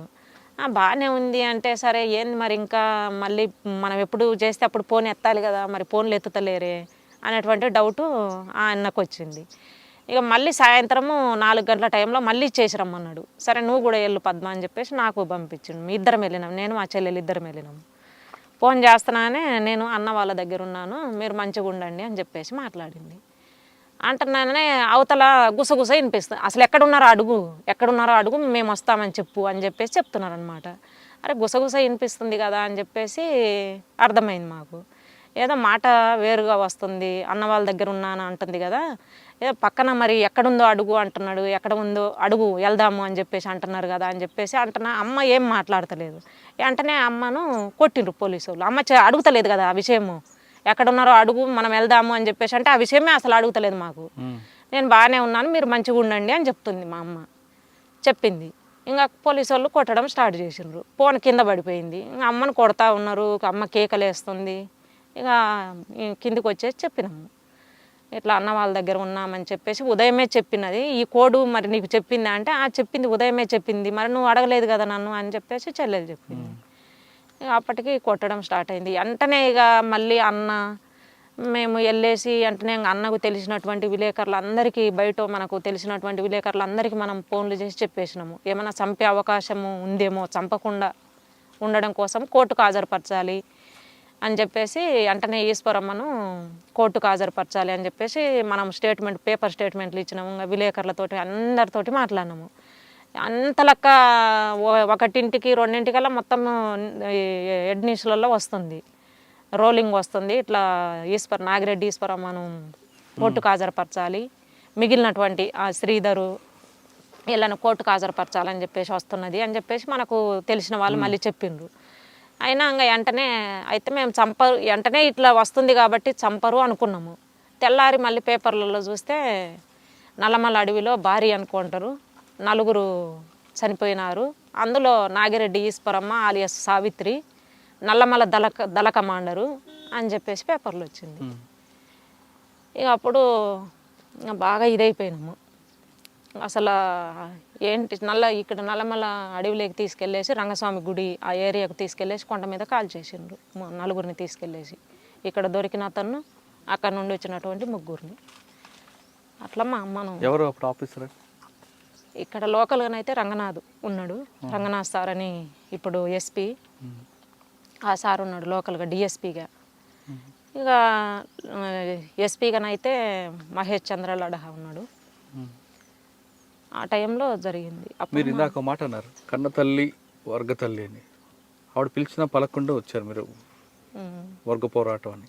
మీరు శ్రమ గుర్తు చేసుకున్నారు అప్పుడు? అమ్మను గుర్తు చేసుకున్నాం, కానీ మేము ఉన్నటువంటి ఉద్యమ అవసరాలు మేము వెళ్ళినా మేము కాపాడగలిగేది ఏం లేదు కదా అని చెప్పేసి అనుకున్నాము. మరి అమ్మ దహనం చేశారా? అమ్మను మేము చేయలేదు, మా మేనమామ వాళ్ళు వచ్చి తీసుకెళ్ళేసి దానం చేశారు, మా మేనమామ వాళ్ళు. దానికి ప్రతీకారంగా ఏం చేశారు చర్యలు? దానికి ప్రతీకారంగా మనం ఏం చేయలేదు. అప్పుడు ఇంకా ఊర్లలోకి మనం వెళ్ళే పరిస్థితి కూడా అసలు అప్పుడు దళం దగ్గర తూటాలు, అప్పుడు పార్టీ దగ్గర తూటాలు, దాదాపు చాలా పైరింగులు జరగడం వల్ల పైరింగులలో మనం పైరు చేస్తాం, తుపాకులు సమస్య, తూటాల సమస్య. ఉన్న టైంలోనే ప్రభుత్వం చర్చలు పిలిచింది. అవును, దోర్నాల దగ్గర మీరు వచ్చారా? నేను రాలేదు, మా కానుండే సాకేత్ అన్న, అదే రామకృష్ణ, వీళ్ళందరూ కూడా మా దగ్గర నుండే వెళ్ళింది. మేము మొత్తం సాగనంపేసి. ఇక్కడ సాగనంపారు వీళ్ళందరినీ? అదే పాలుట్ల, అదే నక్కంటి దోర్నాల దగ్గర దోర్నాలకు పైన చింతల అని చెప్పేసి ఇంకా కొంచెం లోపలికి వెళ్ళాలి. అందరూ అసలు మీరందరూ ఒక్కో దగ్గర ఉంటారమ్మా. సాక్పూర్ అప్పారాయణ కానీ, రియాజ్ గారి వీళ్ళందరూ కూడా. అవును, చలపతి. రియాజు మా పార్టీ కాదు అసలు. కాదు, వీళ్ళందరూ ఎలా కలిసి వచ్చారు అక్కడికి? వీళ్ళందరినీ ముందే పిలవనంపుకున్నాము. అంటే ఎవరెవరు వెళ్ళాలి, ఎవరెవరిని గవర్నమెంట్ ఆహ్వానిస్తుంది అనేటువంటిది తెలుసుకొని అప్పుడు తెలంగాణ నుండి, ఉత్తర తెలంగాణ నుండి రాష్ట్ర కమిటీ సభ్యుడిగా ఉన్నటువంటి గణేష్ అలియస్ రవి, జాగర్ల రవి, ఆయన వచ్చాడు అక్కడ నుండి. తర్వాత ఇక్కడ చర్చ అది ఏఓబి నుండి ఆయన ఉన్నాడు, చలపతి కాదు సుధాకరు. ఆ అన్న అక్కడ నుండి వచ్చాడు. ఇక్కడ నుండి రామకృష్ణ, తర్వాత రియాజు, వీళ్ళేమో జనశక్తి పార్టీ నుండి రియాజ్ అని వచ్చింది. వీళ్ళందరినీ ముందే మేము పికప్ చేసుకున్నాము. మా దగ్గరికి వచ్చి ముందే ఉన్నారు వీళ్ళు. అంతకు ముందు రోజే వీళ్ళందరినీ తీసుకొచ్చినాము. ఆ రూట్ల కాడ అంటే వీళ్ళను వేరు వేరు రూట్లలో తీసుకొని వచ్చినాము. పోలీసులు పెద్ద ఎత్తున వచ్చేసి మా దగ్గరికి గవర్నమెంట్ మా దగ్గర నుండి మా వాళ్ళని తీసుకెళ్ళింది మాత్రం ఆ రోజు ఆ రూట్ల దగ్గర నుంచి. అక్కడ నుంచే మేము ఇంకా బయటికి పంపించింది. తర్వాత వీళ్ళందరూ మళ్ళీ లోపలికి వచ్చారా? అందరు లోపలికి వచ్చిండ్రు. చర్చల పేరు మీద ప్రభుత్వం చేసిన ఒక కార్యక్రమం, అది పార్టీకి నష్టం జరిగిందా, లాభం జరిగిందా? పార్టీకి నష్టం జరిగింది.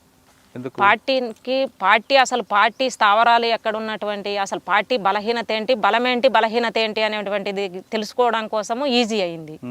తర్వాత ఆ టైంలోనే ఇక అసలు చర్చలు అనేటువంటిది మేము పార్టీ నాయకత్వం ముందుగానే చెప్పింది, దేనికోసమైతే మేము చర్చలకు వస్తాము, గవర్నమెంటు ఈ విషయాలు ఓకే అంటేనే మేము చర్చలకు వస్తాము అనేటువంటిది. సరే అవన్నీ మాట్లాడుకుందాం రండి అని చెప్పేసి మాట్లాడినరు. అవన్నీ జరిగే టైంలోనే మధ్యాహ్నం సరే రెండో దఫా చర్చలు నడవాలి అని చెప్పేసి అన్నారు. రెండో దఫా చర్చలు, మూడో దఫా చర్చల వరకు కూడా రెండో దఫా చర్చలు జరగాలి అనుకొని లోపలికి వచ్చిన తర్వాత ఇక పోలీసులు మాకు ఎదురుపడుతున్నారు. మేము గ్రామాలలోకి వెళ్తే పోలీసులు గ్రామాలలోకి వస్తున్నారు. ఎక్కడ ఫైరింగ్లు మేము చేయలేదు, వాళ్ళు చేయలేదు మా మీద. ఇక్కడ దోర్నాల ఈ పెద్దారవీడు మండలము, అది సుంకేసల, చింతల ముడుపు ఆ ఏరియాలలో మేము అదేది కన్నూతల విలేజ్లోకి మేము వెళ్ళినాము. వెంటనే పోలీసు వాళ్ళు వెహికల్లో వచ్చిండ్రు.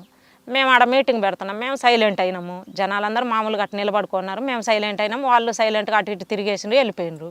మళ్ళీ మూడో రోజు అక్కడే రోడ్డు మీద, అది చర్చల టైం కాబట్టి మేము ఎట్టంటే అటు రోడ్ల మీదనే తిరుగుతున్నాము. రోడ్డు మీద నడుచుకుంటూ పక్కన ఊరికి సుంకేసలు అనే ఊరికి వెళ్తుంటే రోడ్డు మీద వాళ్ళు నడుచుకుంటూ వస్తున్నారు, మేము నడుచుకుంటూ వెళ్ళినాం. ఎవరు అంటే మేము పోలీసు వాళ్ళం అన్నాం. మీరెవరు అంటే మేము నక్సలైట్లం అన్నాం. సరే అని చెప్పేసి అన్నాను. వాళ్ళు వెళ్ళిపోయిన మేము అవతలికి వెళ్ళిపోయినాము. అట్లా 2-3 సార్లు కలిసిండ్రు. కానీ అక్కడ వాళ్ళు ఫైరింగ్ చేయలే, మేము ఫైరింగ్ చేయలే. ఎందుకంటే గవర్నమెంట్ ఫైరింగ్ చేయొద్దు అనేటువంటిది అప్పటికి చెప్పినది.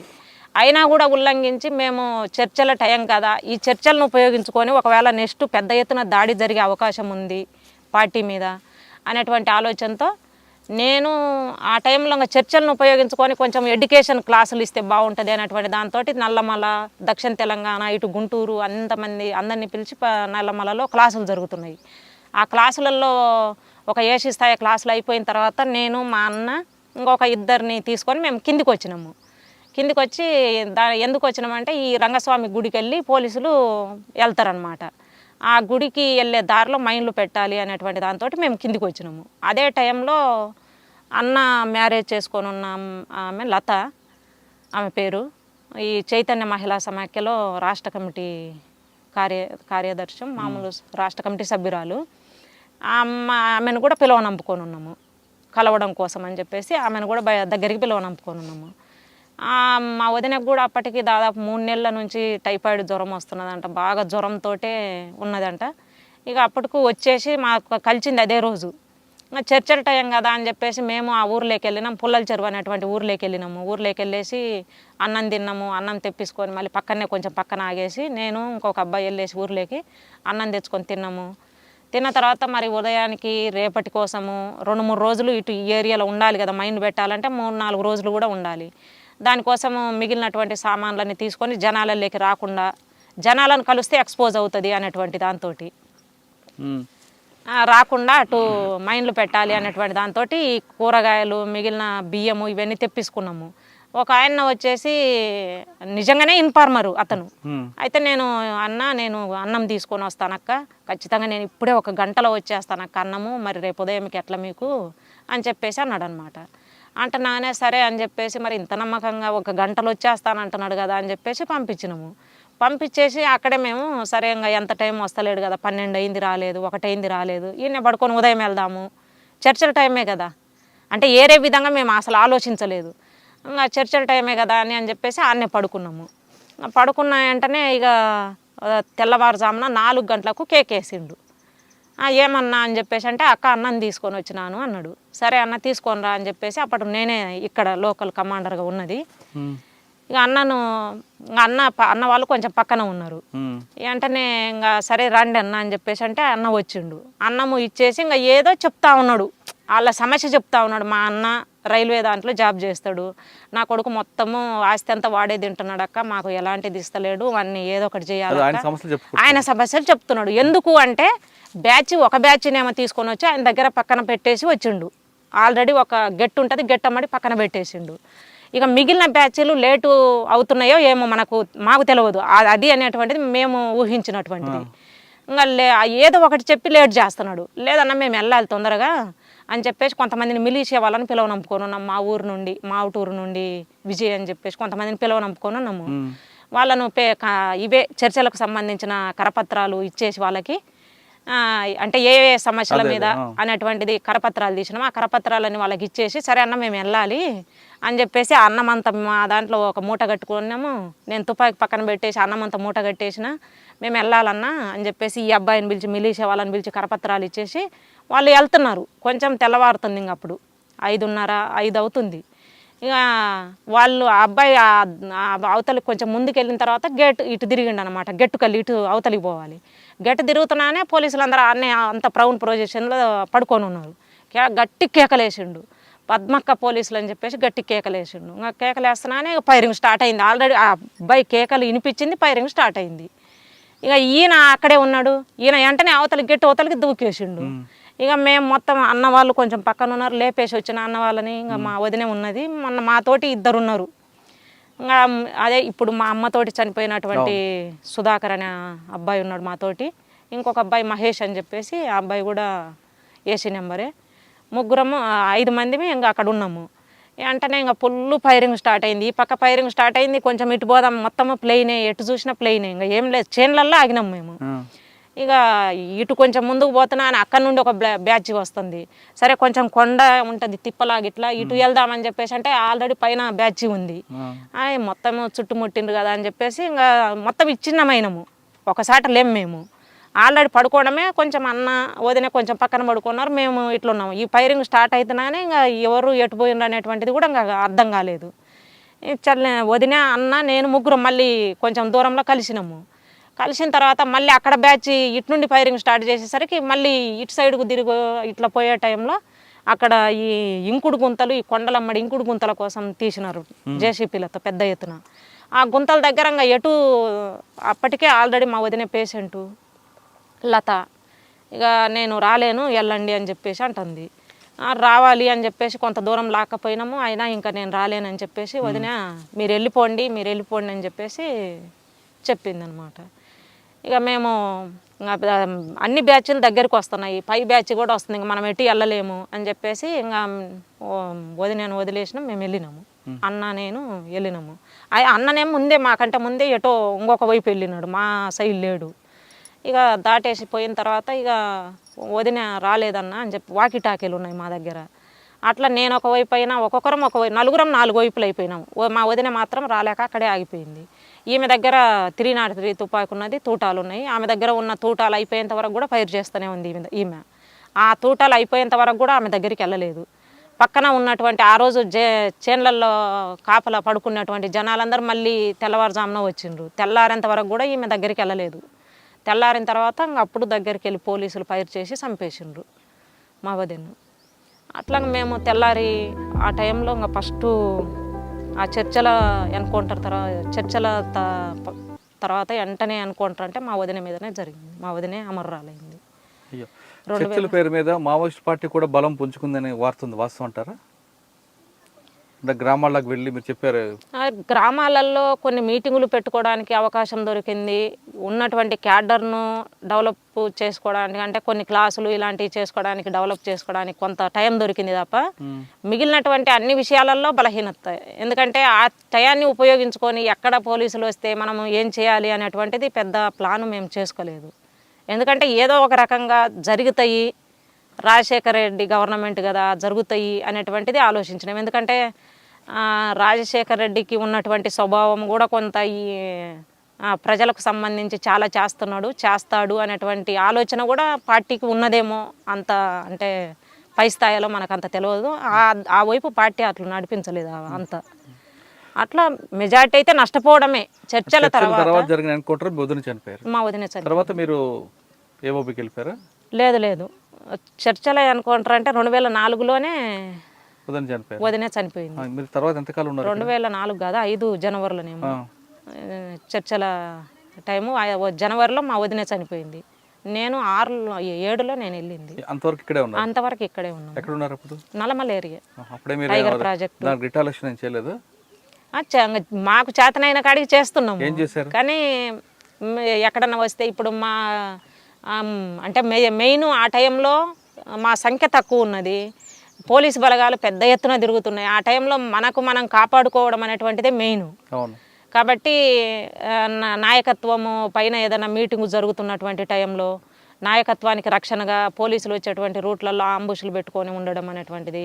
అట్లా అటు దోర్నాల మండలము తమడపల్లి అనేటువంటి విలేజ్లో బోర్ దగ్గర మైన్ పెట్టినాము, ఈ చేతి పంపు దగ్గర మైన్ పెట్టి అక్కడ సరే నువ్వు ఇక్కడ ఉండాలి, కొండ మీద ఉండి పోలీసులు అక్కడికి నీళ్ళ కోసం వస్తారు కదా అప్పుడు పేల్చాలని చెప్పారనమాట. ఇంకా స్కౌట్ గిౌట్ ఏం లేదు, మేము ముగ్గురం ఉన్నాము. ముగ్గురము మైన్ పోలీసులు అక్కడికి వచ్చేసి నీళ్లు తాగి ఆ టైంలో మైన్ పేల్చినాము. కానీ పేలింది కానీ ఎవరికి వాళ్ళకు ఇద్దరికో ఏమో చిన్న గాయాలైనాయి కానీ పెద్ద డ్యామేజ్ ఏం కాలేదు. అంత తెలివి లేకుండా వచ్చారు పోలీసులు? ఆ నీళ్ళ దగ్గర కదా బోర్ దగ్గర పెడతారు అనేటువంటి ఉంటారు. ఈ కొండలలో కొంచెం ప్లెయిన్ ప్రాంతంలో ఉంటుంది. దాదాపు నల్లమల నుంచి ఆ నల్లమల నుండి పార్టీ తీసుకున్నటువంటి కార్యక్రమంలో భాగంగానే అంటే ఉన్నటువంటి క్యాడర్ను మనం కాపాడుకోవాలి, ఇక్కడ నుండి కొంతమందిని ఉన్న క్యాడర్ను ఇక్కడ పార్టీ ఆదేశాల మేరకు మేము వెళ్ళింది. ఏఓబి కాదు డీకే వెళ్ళింది. బయట నుండి వెళ్ళాలంటే ఆల్రెడీ అప్పటికే మేము పోలీసు నిర్బంధం విపరీతంగా ఉంది. తర్వాత ప్రత్యేకంగా మా ఫ్యామిలీ మీద ఎక్కువ ఉంది. అప్పటికి మా అమ్మ చనిపోయింది, మా వదిన చనిపోయింది, ఫ్యామిలీ అంతా పార్టీలో ఉన్నాము. ఇట్లా అనేటువంటి దాంతో సరే గుర్తుపడతారు. ఆల్రెడీ కొంతమంది చెప్తున్నారు, మాజీలు అంటే బయటకు వచ్చి ఉన్నటువంటి వాళ్ళు కొంతమంది చెప్తున్నారు, ఇట్లా ఊర్లలోకి వచ్చి ఇదిగో ఈమె కనిపించిందా, ఈమెకి ఇంత ఇస్తాము అని చెప్పేసి అంటున్నారు, ఈ అన్న కనిపిస్తే ఇంత ఇస్తాము అని చెప్పేసి అన్నారు. అయితే ఎట్లయినా గుర్తుపడతారు పోతే, ఎందుకంటే నాకు కొన్ని ప్రత్యేకమైనటువంటివి ఉన్నాయి, ఈ పచ్చబొట్లు వీటిని కూడా పేపర్లలో వేసిండ్రు ఇట్లాంటివి ఉన్నటువంటివి అని చెప్పేసి. అందుకు అప్పుడు పార్టీ ఏంటంటే నువ్వు ఇక్కడ నుండి వెళ్ళాలి అంటే నువ్వు అంటే ఏరే కులము ఫీలింగు ఇలాంటివి ఏముండొద్దు, మనం పార్టీ కోసము ప్రజల కోసం ఎక్కడికైనా వెళ్ళాలి కాబట్టి ఇక్కడ నుండి వెళ్ళాలి అంటే మనం ఈ ముస్లిం బురకా వేసుకొని వెళ్ళాలి అని చెప్పేసి అన్నారు. సరే అని చెప్పేసి బురకా వేసుకొని మేము మా ఊరికి వచ్చేసి 2 రోజులు ఆగినాం. మేము మా ఊరి దగ్గరికి వచ్చేసి మా నాన్నను కలిసేసి వెళ్దాము, బంధువులను కలిసేసి వెళ్దామని ఉన్నది ఆ దగ్గరలోనే. మా నాన్నను బంధువులను కలిసినాం. ఇంకా అక్కడ నుండి ఖమ్మము రైల్వే స్టేషన్కి వచ్చి రైల్వే స్టేషన్లో నాతో పాటు ఇంకొక అమ్మాయి హిందీ ఉన్న అమ్మాయి వచ్చింది. మీరు ఇంటర్వ్యూ చేసి ఉంటారు, రజిత అని. రజిత కాదు అమ్మాయి పేరు జయ ఉషాన్ బి జయనేమో అలియాస్ నల్గొండ. ఆ అమ్మాయిని పంపించారు నాతో పాటు. ఇక మేమిద్దరం హిందీ అంటే మమ్మల్ని పంపించింది రాయపూర్ పంపించారనమాట. అక్కడ హిందీ రాదు, నాకు హిందీ రాదు, అమ్మాయి అయితే హిందీ మాట్లాడుతుంది కదా అని చెప్పేసి పంపించారు. ఇక్కడ నుండి పంపిస్తున్నాక ఈడ స్టార్టింగ్లోనే చెప్పారనమాట, నువ్వు మూగి అమ్మాయిలాగా ఉండాలి, ఎందుకంటే నీవు వాళ్ళు ఒకవేళ డౌట్ పడి నేను ఇది చేస్తే నీకు బురకేసుకుంటువి, భాష రాదాయా, మరి నువ్వేం మాట్లాడినా ఇబ్బంది అవుతుంది, అందుకని నువ్వు హిందీలో మాట్లాడొద్దు, మూగి అమ్మాయి అని చెప్పిద్ది ఈ అమ్మాయి అని చెప్పిర్రు. మేము రైల్వే స్టేషన్లో దిగడమే, మా ఊరు నుండి వచ్చేటువంటి ఆ రోడ్డు మీద దిగినాము. ఆ రోడ్డు మీద నుండి ఆడికి నడుచుకుంటూ పోవాలి. ఆడొచ్చి దిగేసి ఆటో అబ్బాయి నేను రానక్క అన్నాడు. సరే అని చెప్పేసి ఆ అబ్బాయిని దింపేసి వెళ్ళిపోయినాము. అయితే మమ్మల్ని ఆడ దింపింది ఈయన పక్కన గేట్ మేను ఉంటుంది. ఆ గేట్ మేన్ మమ్మల్ని ఎంత పరిశీలిస్తున్నాడని మేము పరిశీలించలేదు, మమ్మల్ని పరిశీలిస్తున్నాడు. ఏం మాట్లాడుతున్నారు ఏంటి అనేటువంటిది. అప్పటిదాకా నేను మాట్లాడుతూనే ఉన్నా. ఈ అన్న మళ్ళీ అక్కడికి వచ్చాడు అనమాట. ఆయన డ్యూటీ అయిపోయింది, వేరే వాళ్ళు డ్యూటీకి వచ్చిండ్రు. ఆయన అక్కడికి వచ్చిండు. వచ్చి ఎక్కడికి వెళ్ళాలి మీరు అన్నాడు. అంటే మేము రాయచూరు వెళ్ళాలి అన్నాము అని ఈ అమ్మాయి చెప్పింది. అంటే ఈ అమ్మాయి ఎవరు, మీది అసలు ఏ ఊరు అన్నది. మాది గన్నెపల్లె అన్నాము. గన్నెపల్లె సర్పంచ్ ఉంటాడు అక్కడ ముస్లిం అతను, ఆయన పేరు చెప్పినాము. వాళ్ళ కూతుర్లము అన్నాను. ఆయన కూతుర్లే లేరు కదా అన్నాడు. నిజంగా ఆయన కూతుర్లు ఉన్నారో లేదో కూడా మాకు తెలియదు, ఆయన పిల్లలు లేరు. అని చెప్పేసి అంటే వీళ్ళు జనాలకి ఇవన్నీ తెలుసిద్దా అని మేము అనుకున్నాము. అట్లా చెప్తున్నానే ఆయనకు లేరు కదా అన్నాడు. ఏమి ఇంత ఎందుకు అమ్మాయి కొంచెం కంగారు అవుతుంది, మరి ఇప్పటిదాకా ఈ అమ్మాయి మాట్లాడింది కదా ఇప్పుడు మూగిది అంటున్నావు అని చెప్పేసి అన్నాడు.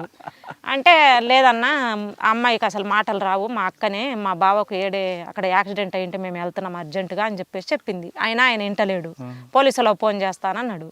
సరే అని చెప్పేసి నేనే పిలిచిన, ఇక సరే ఇట్రా అన్న అని చెప్పేసి సైగత తీసుకుపోయి మేము పలానా నిజమే నువ్వు డౌట్ పడుతున్నది నిజమేను, మేము నక్సలైట్లము, వేరే పని మీద నాకు హెల్త్ బాగాలేదు బయటికి వెళ్ళాలి అని చెప్పేసి. అబ్బా అక్క దండమక్క మీకు అని చెప్పేసి ఆయన ఎక్కడో మన పార్టీ ఏరియాలో ఉన్నటువంటి అతను, అక్క అసలు మీరు ఎందుకక్క ఇట్లా, నేను ఇది లేడీస్ పెట్టెలో ఎక్కిస్తాను మీరు రండి ఇక్కడ ఉండొద్దు అసలు అని చెప్పేసి వెంటనే ఆయన రూమ్కి తీసుకొని వచ్చి పెరుగన్నం పెట్టిండు, తీసుకెళ్ళి ట్రైన్ వచ్చే టయానికి తీసుకెళ్ళేసి లేడీస్ కంపార్ట్లో ఎక్కించిండు, పంపించిండు, ఫోన్ నెంబర్ ఇచ్చిండు మాకు, ఏదన్నా ఇబ్బంది అయితే నా పేరు చెప్పండి అక్క, ఇబ్బంది ఏం లేదు మీకు, కానీ ఇలా మీరు కొంచెము అమ్మాయి ఏమో సరిగా మాట్లాడడానికి వస్తలేదు, నువ్వేమో మరి మూగామో అని చెప్తున్నావు, ఈ బురకేసుకుంటివి, మరి కొంచెం ఇబ్బంది అవుతుంది జాగ్రత్త మీరు అని చెప్పేసి మమ్మల్ని పంపించేసిండు.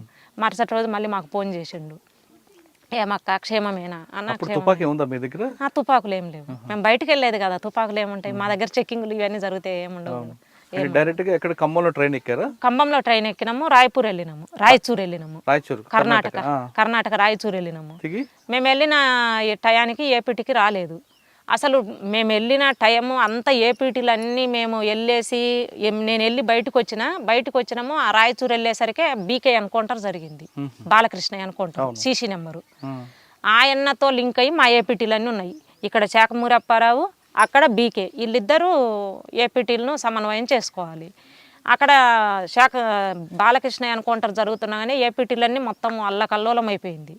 మొత్తం అసలు ఏపీటీలు ఎవరికి మిగిలిన వాళ్ళకు తెలియదు, అట్లా ఏపీటీలన్నీ మిస్ అయిపోయినాయి. మా ఏపీటీకి వచ్చేటువంటి వాళ్ళు ఎవరు రాలేదు, పంపలేదు ఇంకా వాళ్ళకు, ఆయన అసలు సీసీ నెంబర్ ఎన్కౌంటర్ అయ్యిండు కాబట్టి ఇంకా ఏపీటీకి పంపే వాళ్ళు ఎవరు ఉంటారు, ఎవరు పంపలేదు. ఇక ఒకవేళ పంపిన తర్వాత మీరు ఎక్కడ ఉండాలి ఆ టైంలో అంటే, నాకు అన్న అంతకుముందే ఇక్కడ ఈ ఏరియాలో మ్యారేజ్ అయింది నాకు, రాష్ట్ర కమిటీ సభ్యుడు జీవను అలియాస్ ప్రకాష్ అలియాస్ జీవన్ పేరుతో ఉన్నాడు. ఇట నల్లమల్ల ఈ టైగర్ ప్రాజెక్టు దళ కమాండర్గా ఉన్నాడు మా మ్యారేజ్ అయినప్పుడు. తర్వాత డీవీసీ నెంబర్ అయింది, తర్వాత హెచ్జెడిసి నెంబరు. అటు గుంటూరు బాధ్యతలు చూసేటువంటి వాడు, గుంటూరు నుండి అటు పార్టీ పంపించేసింది, ఆల్రెడీ గుంటూరు నుండి అటు డీకేకి పంపించేసింది సూర్యంను. అప్పటికి నాకు సూర్యంను ట్రాన్స్ఫర్ చేసినారనే విషయం అయితే నాకు తెలియదు, చెప్పలేదు నాకు, పార్టీ వాళ్ళు కూడా చెప్పలేదు. నువ్వు వెళ్ళాలి, నీ అవసరం అక్కడ ఉంది అని చెప్పిండ్రు. మన పార్టీ తీసుకున్నటువంటి నిర్ణయంలో భాగంగా వెళ్ళాలి అంటే సరే అన్నాము, వెళ్ళినాము. ఆ టైంలో ప్రకాష్ వాళ్ళ అన్నయ్య వాళ్ళు ఆదోన్లో ఉన్నారు. ప్రకాష్ వాళ్ళది కర్నూలు జిల్లా, నేను మ్యారేజ్ చేసుకున్న అతనిది కర్నూలు జిల్లా. అయితే ఆ కర్నూలు జిల్లా ఆదోని దగ్గర కడితోట అనేటువంటి గ్రామము.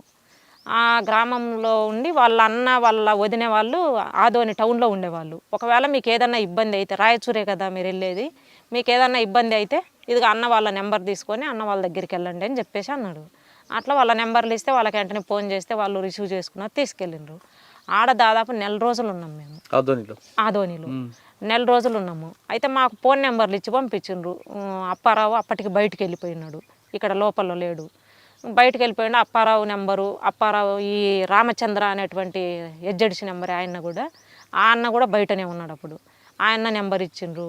వీళ్ళు ఎవరైనా మీరు మీ ఫోన్లు గిన్లు మాకేమి ఇవ్వలేదు, ఎక్కడన్నా వెళ్ళేసి మామూలు కాయిన్స్ దాంట్లో చేయండి అని చెప్పేసి చెప్పారనమాట. ఇక మధ్యన ఏదో టైం వాళ్ళు చెప్పిన ప్రకారం 3 రోజులకు 4 రోజులకు వెళ్ళేసి ఫోన్ చేయడం, మళ్ళీ వచ్చి కామ్గా ఇంట్లో ఉండడము. అట్లా 4 రోజులు ఉన్నాం అక్కడ. 4 రోజుల తర్వాత అప్పారావు ఫోన్ కలిసింది. అప్పారావు మా దగ్గరికి గుంటూరు ఒక అతను పంపించిండ్రు. సరే నువ్వు వెళ్ళేసి వాళ్ళను మళ్ళీ బురకా వేసుకొని ఇద్దరిని వేరువేరుగానే కూసబెట్టాలి అని చెప్పిండ్రు. సరే అని చెప్పిన తర్వాత ఇక ఇద్దరిని వేరువేరుగానే ఉండాలి అని చెప్పి కూసబెట్టుకొని తీసుకుపోయిన తర్వాత మేము మమ్మల్ని గుంటూరు దగ్గర వరకు తీసుకుపోయిండు. వైజాగ్ దగ్గర తీసుకుపోయిండు అబ్బాయి. ఇటేటో బెంగళూరు కలిసి తీసుకుపోయిండు. ఇటు అంతా తిప్పేసి గుంటూరు వైజాగ్కి వెళ్ళినాము. వైజాగ్ వెళ్ళిన తర్వాత అక్కడ మమ్మల్ని కొంచెం ఫాలో అవుతున్నారు, నన్ను ఫాలో అవుతున్నారు. మెయిన్ నిన్ను ఫాలో అవుతున్నారు, నిన్ను ఎక్కువ చూస్తున్నారు, కాబట్టి నీ అంట నేను ఉండను అన్నది ఈ అమ్మాయి. సరే నేను కూడా చెప్పిన, ఒకవేళ ఏదన్నా అయితే నేను కావాలి కదా తప్ప నాతోటి ఉన్న వాళ్ళు ఎందుకు, మీ ఇద్దరు వెళ్ళండి, నేను ఎటవ తిట్టి వస్తాను అని చెప్పేసి వాళ్ళిద్దరిని ఆ అమ్మాయి అంతటా అమ్మాయి మళ్ళీ అదే ఇంటికి చేరుకున్నది, మా బావ వాళ్ళ ఇంటికి. తర్వాత నేను ట్రైన్ ఎక్కినాము, ట్రైన్ ఎక్కేసి గుంటూరులో దిగేసిన, నన్ను ఫాలో అవుతూనే ఉన్నారు. గుంటూరులో దిగిన తర్వాత మళ్ళీ అక్కడ ఫాలో అవుతూనే ఉన్నారు. అయితే అక్కడ పెద్ద ఎత్తున ఈ వలస వచ్చిన వాళ్ళు ఉన్నారు. ఆ వలస బ్యాచ్లలో నేను కలిసిపోయినా. ఆ వలస వచ్చిన వాళ్ళల్లో పోయేసి వాళ్ళనే కూర్చొని వాళ్ళనే ఉంటూ వాళ్ళతో మాట్లాడుతూ ఇంకా అట్లా ఉన్నా. ఎక్కడో ఇంతకు మిస్ అయినరు. మిస్ అయిన తర్వాత ఇక మళ్ళీ ట్రైన్ ఎక్కిన తర్వాత ఇక ఇక్కడ ఈ దిగోమెట్ట ఇటు దాటిన తర్వాత మళ్ళీ ఫాలో అవుతుండ్రు నన్ను. ఏనబ్బా ఇప్పటిదాకా కనిపించలేదు, మళ్ళీ ఇల్లు వచ్చేసి మళ్ళీ ఎదురుగా కూర్చున్నారు అని చెప్పేసి సరే అని చెప్పేసి నేను డ్రెస్ మార్చుకుందామని బ్యాగ్ అక్కడే పెట్టేసిన. డ్రెస్ మార్చుకుందామని డ్రెస్ తీసుకున్నా, నా పక్కన ఎదురుగా వాళ్ళే కూర్చొని ఉన్నారు. డ్రెస్ తీసుకున్నా ఈ అవతలి పెట్టెలే నుంచి ఇంకో పెట్టెలే దాటేసేసి అక్కడ దిగేసిన. నేను దిగేసి ఇక మా బావ వాళ్ళకు ఫోన్ చేసిన, నేను పలానా చాట ఉన్నాను, నేను అక్కడికి రాలేకపోతున్నా, మరి ఇక్కడ ఎవరన్నా మన వాళ్ళు తెలిసిన వాళ్ళు ఉన్నారా అని చెప్పేసి అంటే మా తోడుకోడలు వాళ్ళది బంధువులు అక్కడ ఉన్నారు. సరే అక్కడికి వెళ్ళు, నేను ఫోన్ చేస్తాను, వాళ్ళు వచ్చి తీసుకెళ్తారని చెప్పేసి అంటే వాళ్ళు వచ్చిండ్రు, తీసుకెళ్ళిండ్రు. వాళ్ళ అమ్మ వాళ్ళ బంధువులు తీసుకెళ్ళిండ్రు నన్ను. అట్లా మళ్ళీ 4 రోజులు మళ్ళీ అక్కడే ఉన్నాము. దాదాపు సంవత్సరం అయింది ఇక్కడ నుంచి డీకేకు వెళ్ళడం కోసం, సంవత్సరం అయింది. అక్కడ నుండి మళ్ళీ అప్పారావు లింకులోకి వచ్చిండు. మళ్ళీ అప్పారావు లింకులో మమ్మల్ని ఇక్కడ నుండి బెంగళూరు తీసుకెళ్ళిండు. బెంగళూరు నుంచి మళ్ళీ తిరుపతి వచ్చినాం. తిరుపతి నుంచి మళ్ళీ విజయవాడ వచ్చేసి ఇప్పుడు తాడేపల్లి గూడెం ఉంది కదా, ఆ గూడెంలో నన్ను పెట్టేసిర్రు. ఇంకా ఈఎంఐని వేరు చేసిర్రు, నన్ను వేరు చేసిర్రు. ఈఎంఐ ఎక్కని బాగా గుర్తుపడుతున్నారు అని చెప్పేసి అంటున్నానే ఈఎంఐని వేరు చేసిర్రు, నన్ను వేరు చేసిర్రు. సరే అని చెప్పేసి నన్ను ఆ ఇంట్లో పెట్టేసిర్రు. ఆ ఇంట్లో పెట్టేసి ఆ ఇంట్లో పెట్టకముందే మేము వచ్చే టైంలోనే, తిరుపతిలో ఉన్న టైంలోనే ఆ ఇంట్లో నుంచే అంటే ఆ ఇంట్లో నుంచి వెళ్ళినారనేటువంటిది నాకు తెలియదులే.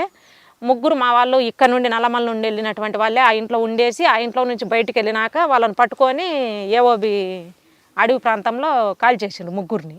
లక్ష్మణు, స్వామి, ఈ భవాని, వీళ్ళ 3 కాల్ చేసిర్రు అక్కడ. ఆ రోజే ఎన్కౌంటర్ జరిగింది. అరే వీళ్ళు ఎక్కడి నుండి పోయినరు అనేటువంటిది మరి ఇంకా మనము ఎందుకు అడుగుతాం, బయట నుండి కదా, మన టెక్నికల్ పార్టీ కాబట్టి మనం ఆ విషయాలు అడగకూడదు, మనం వాళ్ళు చెప్పకూడదు.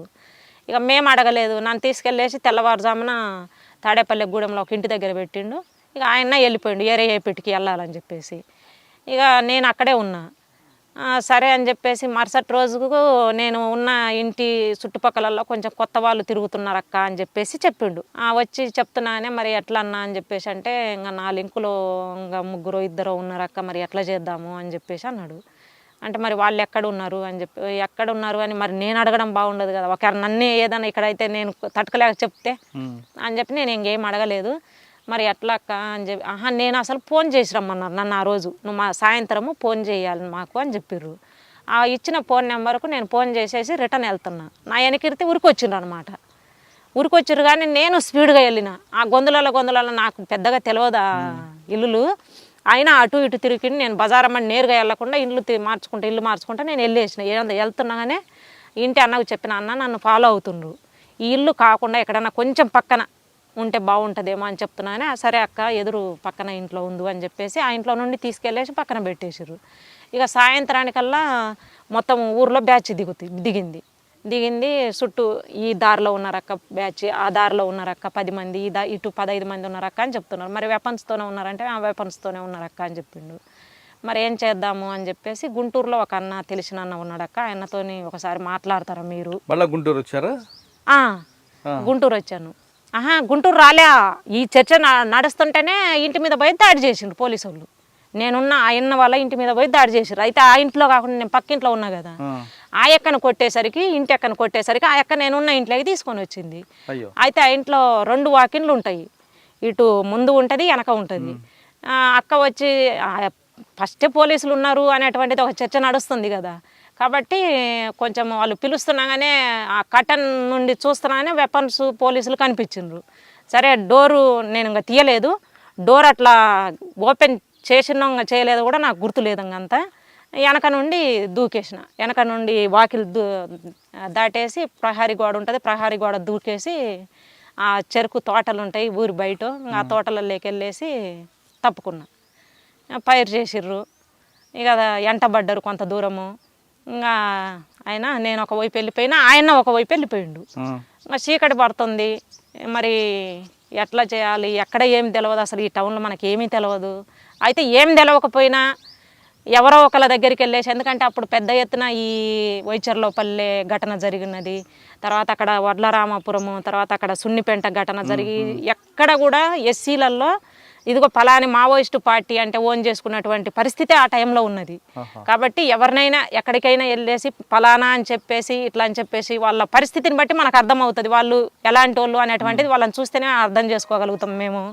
కాబట్టి ఇంకా వాళ్ళని చూసి మనం చెప్పి అట్లా వెళ్ళిపోవచ్చులే అని చెప్పేసి రోడ్డు ఎక్కిన చిన్నగా, అంటే మెటల్ రోడ్డు లాంటిది, ఊర్లో చేన్లలో నుండి మెయిన్ రోడ్డుకి వెళ్ళేటువంటిది.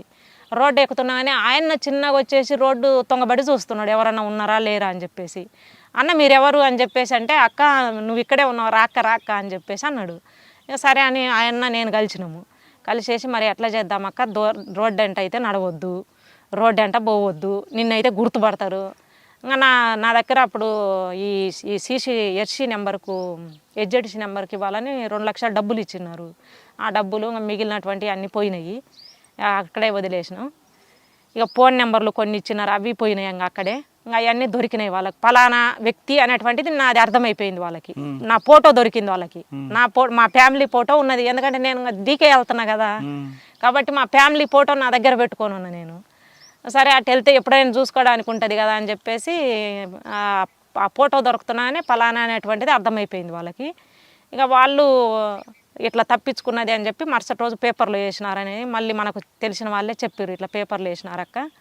అక్కడ నుంచి ఎలా వెళ్ళారు మరి రాయపూర్?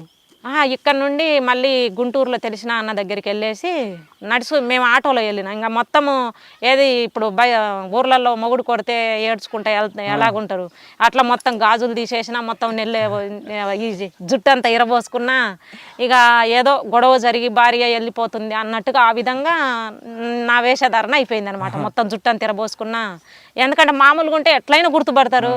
ఇక మొత్తం చీర ఇట్ట ముసుగు వేసుకున్నా, ఇంకా అట్లా వేసి ఆ నుండి ఆటో ఎక్కేసి ఆయన నేను ఇద్దరము గుంటూరు మంగళగిరి వెళ్ళినాము.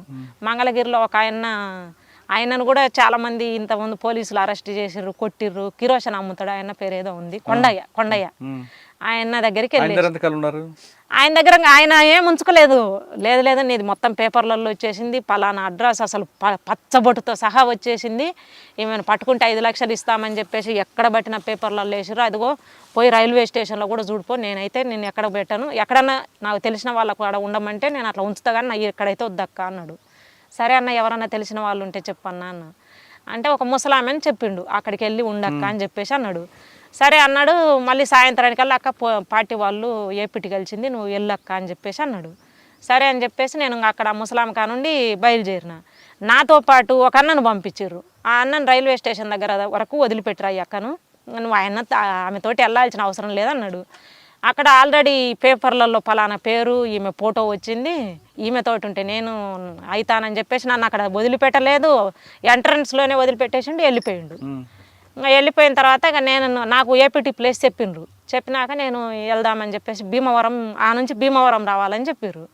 భీమవరం రావాలంటే మరి ఎట్లా రావాలి ఏంటి అని చెప్పేసి ఇక అసలు కనీసం పార్టీ వాళ్ళ లింకు వాళ్ళతోటి మనం మాట్లాడితే అసలు ఎట్లా రావాలి ఏంటి, మరి మొనర్దనక బురకనే ఇవేనే అవేనే, మరి ఆల్రెడీ దాడి జరిగా, మరి ఇప్పుడు రాండి అని ఏపీటీ పెడితే మరి ఇట్లా పోవడం కరెక్ట్ కాదు అని చెప్పేసి మళ్ళీ రిటర్న్ వచ్చేసి రిటర్న్ వచ్చి ఆ ముసలామ కాడ ఉండి పార్టీ వాళ్ళ నెంబరే నాకు ఇవ్వన్నా నేను మాట్లాడతాను అని చెప్పేసి నెంబర్ తీసుకున్నా. నేనే వెళ్ళేసి బజార్కి వెళ్ళేసి మాట్లాడేసి మాట్లాడిన తర్వాత నువ్వు భీమవరం రావాలి, అయితే నీకోసం ఒక ఫ్యామిలీని పంపిస్తాము, ఆ ఫ్యామిలీ కారులో తీసుకొని వస్తారని చెప్పిండ్రు. ఆ కారు మాట్లాడిండ్రు. కారులో ఒక ఫ్యామిలీ, ఒక చిన్న పిల్లలు 2, ముసలాయన ముసలమ్మ, వాళ్ళు ముస్లిం బ్యాచ్నే అది వాళ్ళు కూడా. వాళ్ళతోటి మాట్లాడేసి వాళ్ళని నాతోటి పంపించారు. నువ్వు బురకేసుకోవాల్సిందే, అయితే వాళ్ళ కూతురు వాళ్ళ పిల్లోళ్ళని నీ పిల్లోళ్ళగా పెట్టుకొని నీ దగ్గర పెట్టుకొని మీరు రావాలి అని చెప్పేసి చెప్పినాక ఓకే అని చెప్పేసి ఇంకా ఇక్కడ నుండి కారులో తీసుకెళ్ళిండ్రు భీమవరం భీమవరంలో ఈ HZC నెంబర్ కలిసిండు, ఈ రామచంద్ర అన్న కలిసిండు నాకు. కలిసేసి ఇక్కడ నుంచి ఇప్పుడు ప్రస్తుతం మనకు ఏపీటీలు ఇవంతా ఇట్లా అల్లకల్లోలం కావడానికి బీకే చనిపోయిండు కాబట్టి ఏపీటీలు మనకు డీకేలో ఏపీటీలు లేవు, ఏఓబి ఏపీటీలు లేవు. ఎటో ఒక దిట్టు మనం వెళ్ళేసి పట్టుకోవాల్సింది తప్ప ఏపీటీలు అయితే మనకు లేవు. తర్వాత ఇటు రిటర్న్ పోదామా, ఇటు ఏపీటీలు లేవు, మరి ఏం చేద్దాము అని చెప్పేసి ఇంకా మళ్ళీ చర్చించిండు. సరే ఎట్లయినా ఒకటే ఇటు శ్రీకాకుళము బొడ్డపాడ ఇట్లా కొంచెం మన పేరు కలిగినటువంటి కొన్ని ఊర్లు ఉన్నాయి కదా, మావోయిస్ట్ ఊర్లు ఇవి అనేటువంటిది కొన్ని ఊర్లు ఉన్నాయి అక్కడ. అట్లా ఆ ఊర్లకు వెళ్తే ఎటొక దిట్టు పట్టుకోవచ్చు అని చెప్పేసి చెప్పి నన్ను మళ్ళీ ఈ అమ్మాయిని ఇద్దరిని కలిపేసి మళ్ళీ పంపించిండ్రు. పూరి మీరు వెళ్ళండి, పూరి వెళ్తే ఆడికి వచ్చిన తర్వాత అక్కడ కలుస్తారు అని చెప్పేసి అన్నారు. సరే మాతో పాటు మళ్ళీ ఇంకొక అన్ననిచ్చి పంపించారు. మేమిద్దరం బురకేసుకున్నాము, ఈ అమ్మాయి జయ నేను ఇద్దరము పూరి వెళ్ళినాము. పూరి వెళ్ళేసి ఆ దేవుడు అదే జగన్నాథ ఆ గుడి ఉంది కదా, ఆ గుడి దగ్గరే మా ఏపీటీ. మేము వెళ్ళిన టైంలోనే పెద్ద ఎత్తున ఏదో సిఆర్పిఎఫ్ బ్యాచ్ వచ్చేసి మొత్తం ఆ గుడి మీద దాడి చేస్తున్నారు. ఎందుకనేటువంటిది అయితే మనకు తెలియదు, మా కోసం అయితే కాదు అనేటువంటిది మాకు అర్థమైంది. మేము ఆడున్న మమ్మల్ని దాటేసి వెళ్ళిపోతున్నారు కదా, కాబట్టి మా కోసం అయితే కాదు అనేటువంటిది అనుకొని మేము బయటకు కొంచెం వచ్చేసి వాళ్ళు ఏం పట్టుకొని ఉంటారు, ఏవో ఇండియా టుడే ఇవి పట్టుకొని ఉంటారు, ఒక బాటిల్ పట్టుకొని ఉంటారు, మీరు వెళ్ళేసి పలకరించాలి అని చెప్పేసి అన్నారు. ఎంత టైం చూసినా ఎవరు రాలేదు. సాయంత్రం వరకు ఉన్నాము. ఇంకా సాయంత్రం మళ్ళీ రిటర్న్ ప్రయాణం చేసినాము. రిటర్న్ వచ్చేసి మళ్ళీ అక్కడే ఉన్నాము. నేను తూని అనేటువంటి ఆ ఏరియాలో మళ్ళీ నన్ను పెట్టిండ్రు, ఈ అమ్మాయిని వేరు పెట్టిండ్రు. ఇక మళ్ళీ అక్కడి నుంచి మళ్ళీ సరే మీరు శ్రీకాకుళము వెళ్ళాలి, ఇంకెక్కడి నుండి పలానా ఊర్లోకి వెళ్ళాలి అని చెప్పేసి ఒక అన్ననిచ్చి మమ్మల్ని పంపించారు ఇద్దరిని. ఇంకా శ్రీకాకుళము ఏరియాలో అదే ఆ బొడ్డపాడు ఆ విలేజ్లకు వెళ్ళి మమ్మల్ని పంపించేసారు. ఎంత పార్టీ విలేజ్ లేనక్క అని చెప్పేసి మాకు చెప్పిండు ఆయన కూడా. ఇక్కడ ఎక్కడో ఒక సాట అయితే దొరుకుతారు అని చెప్పేసి అన్నాక మేము పోయి ఆ ఊర్లో 3 రోజులు ఉన్నాము. ఇక్కడైతే పార్టీ మధ్య రాలేదక్క. ఒక వారం క్రితం అయితే ఈ పక్కన ఏడో మీటింగ్ పెట్టినారన్నారు, ఏదో 2 రోజుల క్రితం సామాన్లు తీసుకుపోయినారన్నారు, ఇట్లా చెప్పారు. కానీ సరే వస్తారు అనేటువంటి దాంతో వాళ్ళైతే పెద్దగా భయపడతలేరు. ఇక అక్కడే 3 రోజులు ఉన్నాం ఊర్లో. 3 రోజుల తర్వాత ఎవరో దళం వాళ్ళు వచ్చి తీసుకుపోయిండు. రమేష్ అనేటువంటి అబ్బాయి చనిపోయిండు ఇప్పుడు. ఆ అబ్బాయి మీకు శ్రీకాకుళమే దళం దగ్గరికి తీసుకెళ్ళాడు. శ్రీకాకుళం అంటే ఇదే శ్రీకాకుళం ఏరియాలో బార్డర్లో దళం ఉంది కదా, బొడ్డపాడు దాటిన తర్వాత దళాలు ఉన్నాయి. 2006, 2007 ఇచ్చాపురము, టెక్కల, అది విజయనగరము, శ్రీకాకుళం బార్డర్ తీసుకెళ్లారు. వాళ్ళు కలిపారు. అక్కడ సుధాకరు, చర్చల సుధాకరు వీళ్ళు ఉన్నారు. ఇప్పుడు చనిపోయినటువంటి నల్గొండ దయా ఆయన ఉన్నాడు. మీరు నారాయణపురం వైపు కలిసారు. సుధాకర్ అంటే పార్తీపురం కురుపాం లేదు, అప్పుడు శ్రీకాకుళము వాళ్ళ దళంలలోనే ఉన్నాడు అన్న. అప్పుడు HZC నెంబరు కాబట్టి అక్కడ కలిసినాము. కలిసిన తర్వాత లోపలికి వెళ్ళారు. ఆ దళంతో పాటే దాదాపు 2 నెలలు 3 నెలల దాకా ఉన్నాను. అన్న ఎప్పుడు కలిసారు మీకు? అన్న 2008లో. 2007లో వెళ్ళారు? 7లో వెళ్ళిన నేను. 7లో కాదు, 8 అయింది. 7 లాస్ట్ ఎండింగ్ అయింది. 7 అంటే సెప్టెంబర్ అక్టోబర్లో నేను ఇంకా లోపలికి వెళ్ళింది. అన్నప్పుడు 2008లో కలిసారు. 8లో మాకు కలిసి. శ్యామ్ ఎప్పుడు చనిపోయారు? సూర్యము 2010 చనిపోయింది. సూర్యము అసలు దళంలోకి వచ్చినాడు అక్కడికి వస్తాడు అనేటువంటి నాకేం తెలియదు. వచ్చినాక నేను పోయిన తర్వాత చెప్పిండ్రు వాళ్ళు, నీవు ఇక్కడికి వచ్చింది ఇక్కడ ఈ దళంలో ఉండడం కోసం కాదు పద్మ, ఆ పేరేం పెట్టుకుంటావు అంటే సరే మీరే పెట్టండి అని చెప్పినాం. అప్పటికి ఇక్కడ సుగునక్క అని చెప్పేసి ఒక అక్క చనిపోయినది, ఈ కౌముది సుగునక్క, అదే శాఖమూరి అప్పారావు వాళ్ళ సహచరి సుగునక్క అని చెప్పేసి ఆమె పేరు అని చెప్పేసి పెట్టిర్రు అనమాట. సరే సుగుణ అనే పేరు పెట్టుకోండి అని చెప్పేసి సుగుణ అనే పేరు పెట్టిర్రు. వెళ్ళిన తర్వాత మళ్ళీ 4 నెలలకు సూర్యం కలిసిండు నాకు. సూర్య ఇక్కడ జీవన్ అనే పేరు ఉన్నది, అక్కడ సూర్యం అనే పేరు పెట్టుకొని ఉన్నాడు. కలిసిండు. అప్పుడు చెప్పారనమాట, CC నెంబర్లు కలిసిండ్రు. ఈ డేవిజీ దాదని అన్న కలిసిండు, తర్వాత జంపన్న కలిసిండు, ఈ స్తంభాల కేశవరావు ఆయన కలిసిండ్రు. వీళ్ళందరూ కలిసిండ్రు. కలిసిన తర్వాత చెప్పారనమాట, అసలు నిన్న అక్కడ నుండి ఇక్కడికి తీసుకొచ్చింది కంపెనీ కోసము, సిఆర్సి అనేటువంటి కంపెనీ ఏర్పాటు చేస్తున్నాం కొత్తగా మనము. సిఆర్సి కంపెనీ అంటే ఈ 4 రాష్ట్రాల పరిధిలో తిరగాలి ఈ కంపెనీ అనేటువంటి దాంతో ఫస్ట్ ఈ కంపెనీ ఏర్పాటు చేస్తున్నాము. మెయిన్ అయితే AOB, DK border, DK, NT ఎంత తిరగాలి అని చెప్పేసి సిఆర్సి కంపెనీ ఏర్పాటు చేసిండ్రు. అప్పుడు సిఆర్సి కంపెనీలో అటు డీకే నుండి మెజార్టీ వాళ్ళంతా డీకే నుండే ఒక ఆయన సీతు అనే అన్నను కూడా అక్కడ నుండి ప్లాటూన్ కమాండర్ ఒక అన్నను తీసుకొచ్చారు. నువ్వు ఇక్కడ ప్లాటూన్ కమాండర్గా ఉండాలి, ఇక్కడ ఈ కంపెనీలో ఒక ప్లాటూన్ కమాండర్గా ఉండాలి అని చెప్పారు. అక్కడ ఎంతకాలం పనిచేశారు? ఇంకా కంపెనీ ఏర్పడిన తర్వాత ఇక సరే ఈ ఫస్ట్ కంపెనీ ఏర్పడినది కదా, మన కంపెనీ ఏర్పాటుతో పాటే మన కంపెనీ ఏర్పడి కంపెనీకి అవసరానికి తగ్గట్టు వెపన్స్ కావాలి అంటే మనం దాడి చేయాలి, రైడ్ చేయాలి అని చెప్పేసి వర్ష వెళ్ళినాము. ఇక్కడ నుండి నడుచుకుంటూ వర్ష వెళ్ళినాము. వర్ష దాదాపు 3 నెలలు నడిచినాము. మా ప్రయాణం 3 నెలలు. 3 నెలల తర్వాత అక్కడ నయాగడ రైడ్ చేసినాము. నయాగడ సిఆర్పిఎఫ్ క్యాంపు కాదు, జిల్లా హెడ్ క్వార్టర్ నయాగడ. దాటినాక ఆ రైడ్ చేయాలి. అయితే అది ట్రైనింగ్ క్యాంపు. అక్కడ 303 వెపన్స్ ఉంటాయి, తూటాలు ఉంటాయి అనేటువంటిది మా రెక్కీలో మా నాయకత్వం చెప్పినటువంటిది. ఆ క్యాంపు మీద దాడికి మనం వెళ్ళాలి. ఎంతకాలం రెక్కీ చేశారు? 3 నెలలు రెక్కీ చేశారు. అంతకుముందు ఎప్పటి నుండి చేశారో తెలియదు కానీ బాధ్యత ఎవరు తీసుకున్నారు? అప్పుడు బాధ్యత ఇక్కడ నుండి మేము సీసీ నుండి అయితే జంపన్నగా మన డేవిజ్ దాదా, ఇప్పుడు అదే తిరుపతి రావు ఏదో పేరుంది అన్నది బయట, ఆ అన్న సిఎంసి నెంబరు, ఆ అన్న మెయిన్. తర్వాత ఈ స్తంభాల కేశవరావు, ఆ అన్న. సూర్యం కూడా ఉన్నారు. సూర్యము ఈ అన్న లేడు, అప్పుడు లేరు. వీళ్ళు డీకే, వీళ్ళు అప్పటికి అసలు ఈ కంపెనీకి రాలేదు. సార్ ఫైనల్గా చెప్పమ్మా, మహిళా దినోత్సవం పార్టీలో బాగా ఘనంగా జరుపుకుంటారు అంటున్నారు. ఇప్పుడు బయట ఉన్న యువకులకి ఒక సాటి మహిళగా, గతంలో తుపాకీ పట్టుకున్న మహిళగా ఏం చెప్తాము? చిన్న చిన్న విషయాలకు సంకుచితంగా ఆలోచించి ఆత్మహత్యలు చేసుకోవడము అనేటువంటిది పరిష్కారం కాదు. జీవితాలను మార్పు చేయాలి అనేటువంటిది అంటే మనము ఏదైనా ఒక ఆడ మనిషి అయినా మగ మనిషి అయినా ఇంతకుముందు కొన్ని విషయాల్లో వెనకబడ్డారేమో కానీ, ఎందుకంటే ఉదాహరణకు మేమే ఉన్నాం, చాలా విషయాలలో చాలా డేర్గా చేసినాము. కానీ ఈరోజు బయటికి వచ్చి ఎలాంటిది మాకు జీవనాధారం లేకపోయినా మళ్ళీ ఈరోజు మా చేతుల కష్టంతో మేము ఇలాంటివి చేసుకొని బతుకుతున్నాము. కాబట్టి ఒక ఆడ మనిషి అయినా ఎవరైనా శక్తితోటి చేసుకొని ఏమన్నా సాధించుకోవాల్సినవి ఉంటే గవర్నమెంట్తోని ఇది చేసి సాధించుకొని చేయాలి తప్ప సావు అనేటువంటిది పరిష్కారం కాదు.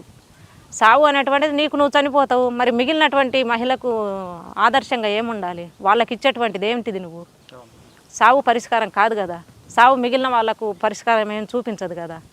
కాబట్టి ప్రతి ఒక్కళ్ళు ఆ విషయాలను తెలుసుకోవాలి, దాన్ని ముందుకు పోవాలి తప్ప ప్రతి ఒక్క ఆత్మహత్య అనేటువంటిది పరిష్కారం కాదు. మహిళా దినోత్సవం జరుగుతుంది కాబట్టి ఎన్నో పోరాటాలు చేసి సాధించుకున్నటువంటి దినం ఇది. కాబట్టి సాధించే టైంలో చనిపోయినటువంటి మహిళలు కొంతమంది స్ఫూర్తిగా తీసుకొని ప్రతి మహిళ అలాంటి చేసి సాధించాలి తప్ప ఆత్మహత్యలు అనేటువంటి పరిష్కారం కాదు. ప్రతి ఒక్క మహిళకు శుభాకాంక్షలు. కుటుంబం మొత్తం అడుగుకి వెళ్ళారు, కేవలం ప్రజల కోసం వెళ్ళారు తప్ప వాళ్ళు వ్యక్తిగతంగా సంపాదన కోసం, స్వార్థం కోసం వెళ్ళలేదు. లోపలికి వెళ్ళిన తర్వాత తల్లిని, వదిలిని, కట్టుకున్న భర్తని కూడా కోల్పోయారు. అయినా మనోధైర్యం కోల్పోకుండా ఆమె ఖచ్చితంగా మరొక పెళ్లి చేసుకొని సాధారణ జీవితం గడుపుదామంటూ బయటకు వచ్చి ఆమె ఈరోజు మైనుతో కలిసి కుటుంబం అంతా, మైనుతో పాటు అన్న, చెల్లెలు అందరూ కలిపి ఆ 8 మంది ఒక మామిడి తోట, ఒక బత్తాయి తోటని రకరకాల కార్యక్రమాలు చేపట్టారు. మహిళ తలుచుకుంటే సాధించలేనిది ఏది లేదు అంటూ అని చెప్పడానికి బెస్ట్ ఎగ్జాంపుల్ పద్మక్క చేస్తున్న కార్యక్రమం 10 మంది మహిళలకి ఆదర్శంగా ఉండాలని కోరుకుందాం. ఆమె చెప్తున్నట్లుగా ప్రతి మనిషికి ఒక కష్టం ఉంటుంది, ఒక సుఖం ఉంటుంది. కష్టం వచ్చిన వెంటనే ఆత్మహత్య పరిష్కారం కాదు అంటూ ఆమె తనకున్న అనుభవాలన్నీ చెప్పారు. ఇది ఈ వారం పద్మక్కతో పాటు మైను యొక్క మాజీ నక్సలైట్ల యొక్క ఎక్స్క్లూజివ్ ఇంటర్వ్యూ. వచ్చే వారం మరో గెస్ట్లో మళ్ళీ కలుద్దాం. అంతవరకు నమస్తే. థ్యాంక్ యూ అన్న. ముందుగా నీకు కూడా మహిళా దిన శుభాకాంక్షలు.